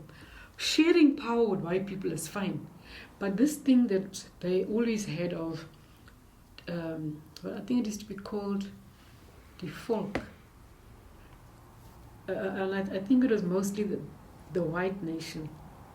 So they were so driven to protect the white nation, promote the white nation, and then the scraps go to Yeah, I'm just being crude now, but something like that. Now that's my fear if they should take over. That's what we would be back to. White people taking our taxes and attending to themselves, and then we come later. But it's what ANC is doing right now. Yeah, no, what's happening with the ANC, us, the majority, the ordinary ones, not the leadership, the ordinary ones, we are there helping and whatever. Then there's that group, they call it them the elite. They are the thieves and the criminals. Even those who were revolutionary, they are now downright criminals. But we need to get rid of them instead of dumping them and the organization. I mean, how long did the National Party stay in power? From 1948 to 1994, that was about 40 years. So there was, yeah. And before that, the English, I'm open to correction, the United Party, I think it was called. Yeah. They were in power for decades. So you do need strong organizations that remain in existence for a long time, but they change and adapt. But no one could have anticipated the extent of criminality that's there. Like Ace Magashule now that needs to be kicked out. And Cyril, if that money that he was keeping there, look, I understand when you're selling these animals to foreigners, they do want to pay in their currency. So fine, you would have had that. So why didn't you take it to the bank? Yeah. That is the thing. So it means he was keeping it there to change later, to pay people to vote. Yeah. Not just for him, but for all his. It's a pity we can't prove it, because then we can say, sorry, ne? You're just an ordinary member. You cannot stand. Ace Magashule, sorry, ne? You cannot stand. So that's how we get rid of the leadership, the bad leadership. Yeah. Like, look now, those that broke away from the ANC, they formed COPE. That was going quite well. Till these two thieves, what's his name now? Tera, and the ex-premier. yeah, Bazim. Wonderful guy. Both of them are wonderful. Only to find that these are two thieves. And they're exposing each other so badly. Yeah. They could just have had a quiet meeting and come to some arrangement. You'll be the premier, the president, first 5 years, then me, I'm the next. Instead, they fought for that power. And then the same with if all those guys who left from the youth league to form that thing. I mean, how disgusting are they? That very tall one that's always with him, with the EFF leader. You know, the tall, big one. Yeah. Shivambu. Shivambu. Man, that guy is so dirty, so corrupt. And to think, I don't know, when he opens his mouth, even that short one, they said his name Shlozi or something like that. Glozy. Even him, when you're listening to them, even this thing, Malema, you can hear political science 101. That's what I'm hearing from them. Yeah. And then here they're stealing from the ANC and they're stealing from the Communist Party. You know, confusing and appearing to be wonderful. But I sometimes tell myself, I understand now why the CIA, the American people, send here, but okay, quiet and secretly, and they kill certain politicians. Because these are bloodthirsty, sadistic criminals. Whether they're killing them in Eastern Europe or they're killing them here in Africa. So, but we need civil society to always stand up and push these people like Ace and Cyril out.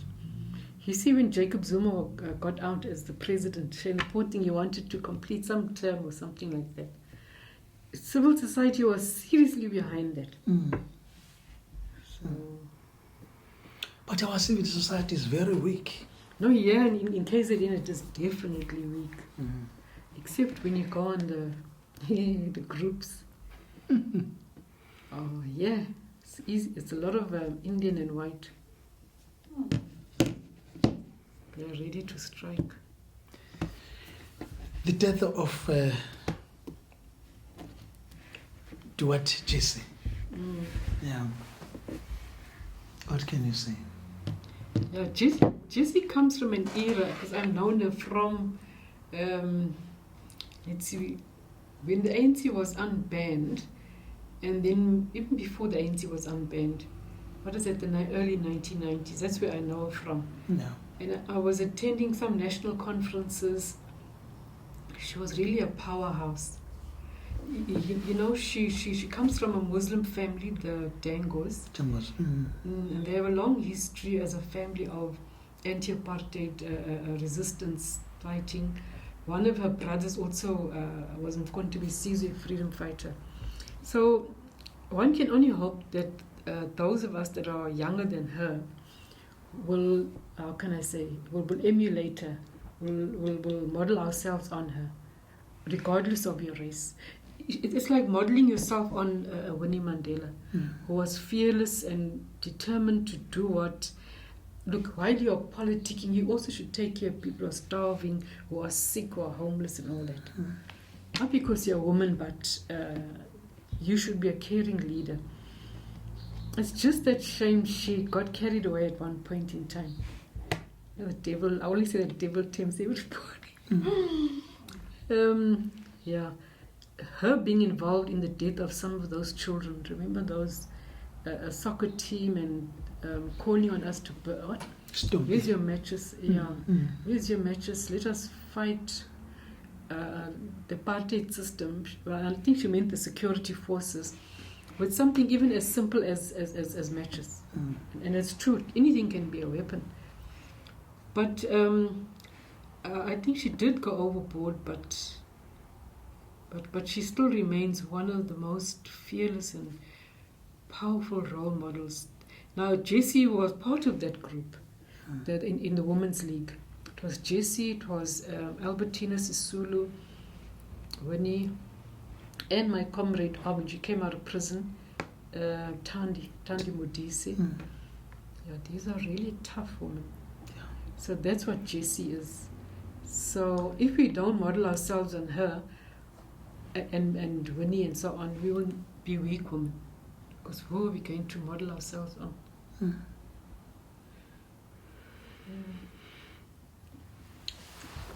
Chrisani. The death of Chrisani. What would our country be if he was still alive and leading us? He's in the same category, I would say, as if I look at comparing him with the woman leader like Winnie now. Yeah. Because he was very tough and very fearless and brave. You need brave people, man, to fight an evil system and rebuild into a better system. Like now in KZN, we are failing hopelessly because there are so many criminals who control certain politicians. You know, Comrade Sishle, when he first became the provincial chairperson, look, he comes from the Youth League, right? Yes. He was so powerful, you know, his voice and the way he would give a speech without any paper in front of him. He was so powerful and dynamic, whether he's speaking in isiZulu or in English. But after CR 17, when he came back, he was like a balloon that someone poked and all the air's out. He's just not the same anymore. You know, the way he handled the riots, he also wasn't tough as if only he remained the person he was from the time he left the Youth League and became provincial chair. Because he knows when to be autocratic, to give orders, and he knows when to be laissez-faire, just stand back, and when to be democratic. Somebody has made him feel, no, you're too strong, you're too powerful, you must tone yourself down. He is way too toned down. Even the other one, what's his name? The other short one. He's a Minister of Water Affairs at the moment. Senzo. He's also a very fearless, powerful person. Especially when he's speaking isiZulu. He is just so great. Even though I don't understand a word he's saying, but his dynamism. When he's speaking English, I see he sort of lacks confidence. But I don't know why he speaks good English. So I just think to myself, look at this one now. Why is he so tame? He shouldn't be. He doesn't have to be. Why can't they be who they've always been? So that's a great loss for me when I see those two. So, but I suspect they've been through a lot of threats. Like Senzo went through a lot of threats to kill him when he became premier. His poor wife, she always looked anxious. So right now, there's no strong leader No, from this region. not at all, not at all. Don't you think that it was a great mistake that when the ANC went to Mangaung in 2012, it had a representation of 25%? Was that not a great mistake? Well, KZN had 25%. Yeah, 25% representation in Mangaung. Mm. So, that's a threat nationally. Because afterwards, what happened? The biggest region, Apelgren, started having problems. Oh, I see what you're saying. Yeah, but now, by the look of things, this thing was orchestrated somewhere. Because although people were happy that were going to Mangaung with 25%, but at the same time, you could see that that was challenging. It was a great challenge, challenging a problem. Because immediately after that, Apelgren up to now, the largest of them all, nationally, it is in tatters. Perhaps it's one of the reasons. You see, and this obsession with controlling Jacob Zuma, breaking him down and breaking that image of his, the man is out, leave him, let him do what he wants. And we will always love him. I was telling him when he came, you weren't yet here. It's very difficult for us who worked with him during the UDF days, even during these 10 years that he was there, to say he wasted 10 years, say he's so bad, because we balance the good and the bad of the man, and then we park him there. Now this obsession to constantly get rid of him, on the others constantly to put him up on a pedestal, that's a problem. It's unfortunate that it happens.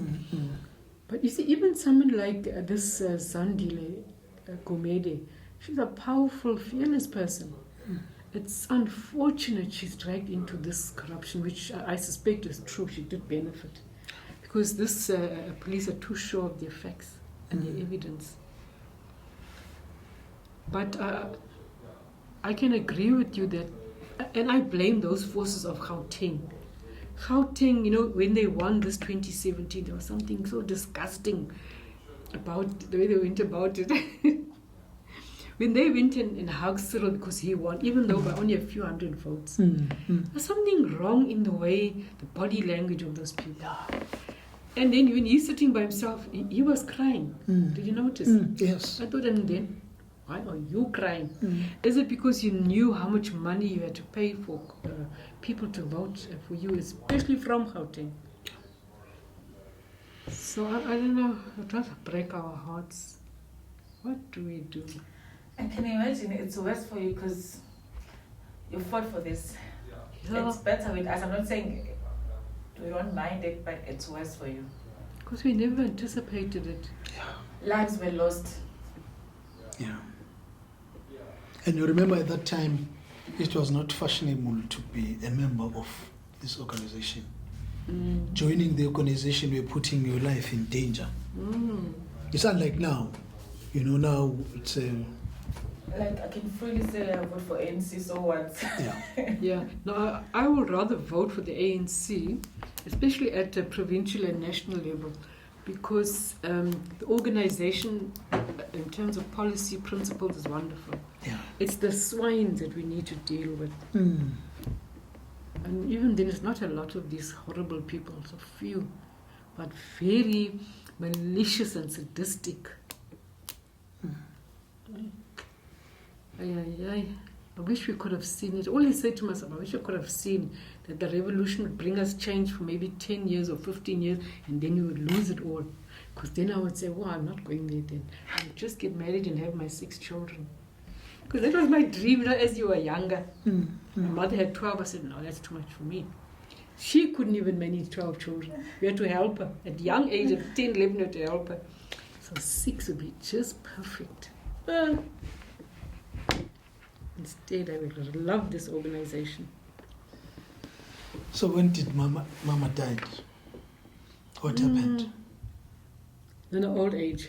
My father died 84 years old, but you know that old age sicknesses.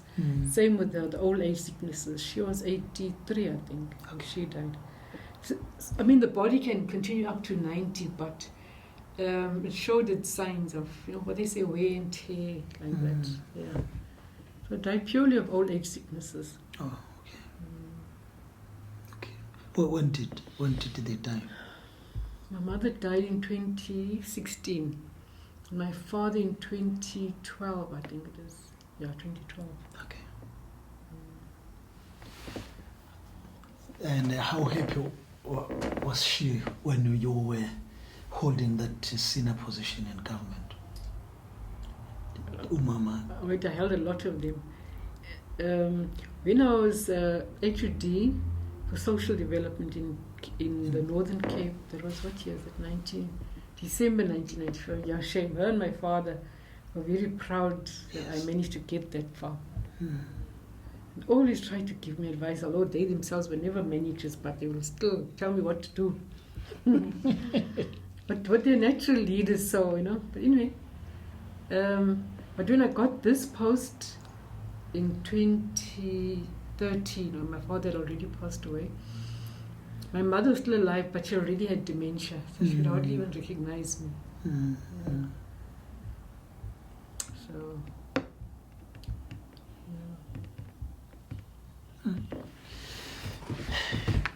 Reinhard, do you have more questions?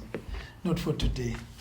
Before we end, is there anything that you want to say today that you did not touch? Maybe in terms of ending, and the last thing we just spoke about, the disappointment that we were changing the country, right, after 1994. There was definitely changes. I would say the first 15 years. Under Jacob Zuma, it was only his last 5 years that he was there that it was problematic. Or they say the wasted years. So it's not for me the whole 10 years. So, and I think with Cyril, we were able to, when did he come in? He came in 2018. Yes.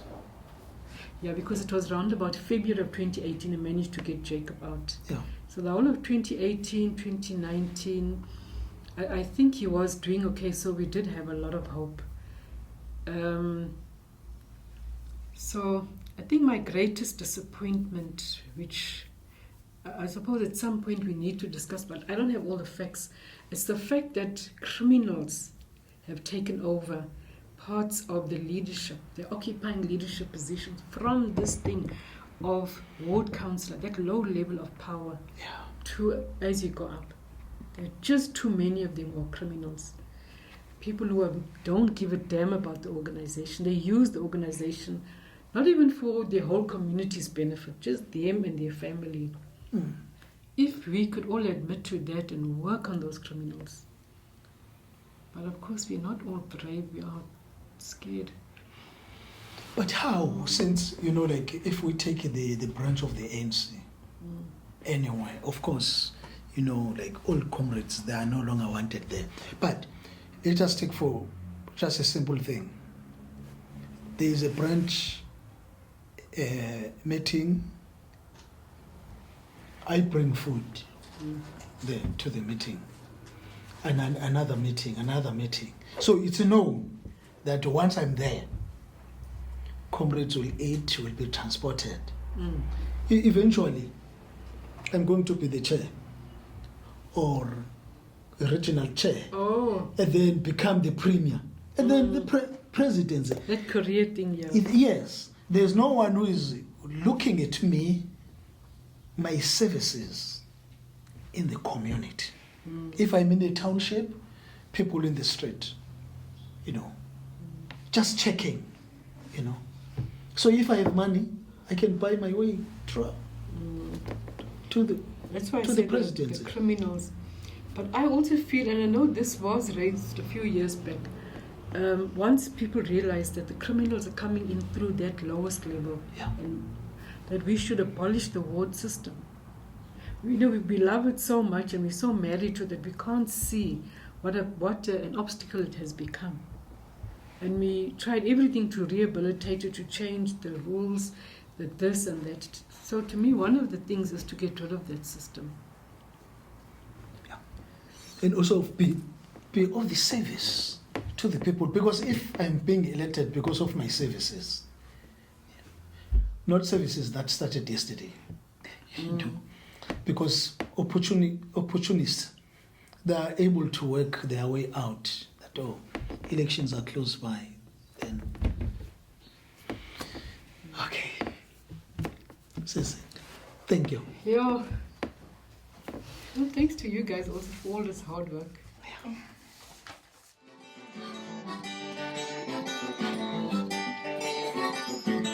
Iyo lo mlando esiwakhayo kulo muzi. Thina iwo lo mlando esiwakhayo kulo muzi. Sibambaneni webawethu wemadudu. Sugcine namasiko ethu wemadudu. Sizishiyela misa. Aswagcine namasiko ethu wemadudu. Thina swagcine namasiko ethu wemadudu. Sizishiyela abantwana.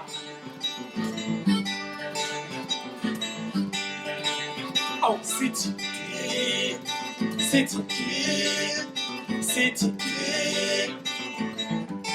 Umsizima.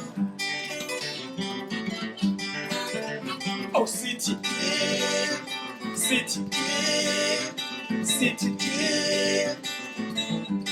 Umsizima. Khuluma nazo mloba zokokolo shote ngalala bephezulu ngabe sakwazi ukuvuza ngenani sephezulu lokwaje check ngebe mgodi. Kwazile mthunzini la ngweka mfuna ukubuza nguze jonge tama. Joma bala semboyifukule. Sankamala sephezulu le ushwini. Azwanda bamsuwa. Tell ufike ufocus on. Oh my God. Ngoba ngomhleke edanyeni bathane namadoda omsembulayizi. Ubaba omzalayo loyo. Usho mina ukukhumbula maqhuzu madoda bafambile namakhala umsebenzi emakhaya khona phezulu komkhulu. Ngiphethe ngani ishoba lenkomo ngihleze ndololana yawo umsuluze madoda phansi kwakho lomode. Itabe ngiyakhele madoda khona emangwaneni ngale ngakithi madoda kwale moto. Ngithe ngisho njalo ngithi phasopha wethe. Baze bona itshe ngizibheka phezulu sengifikile nodonkana.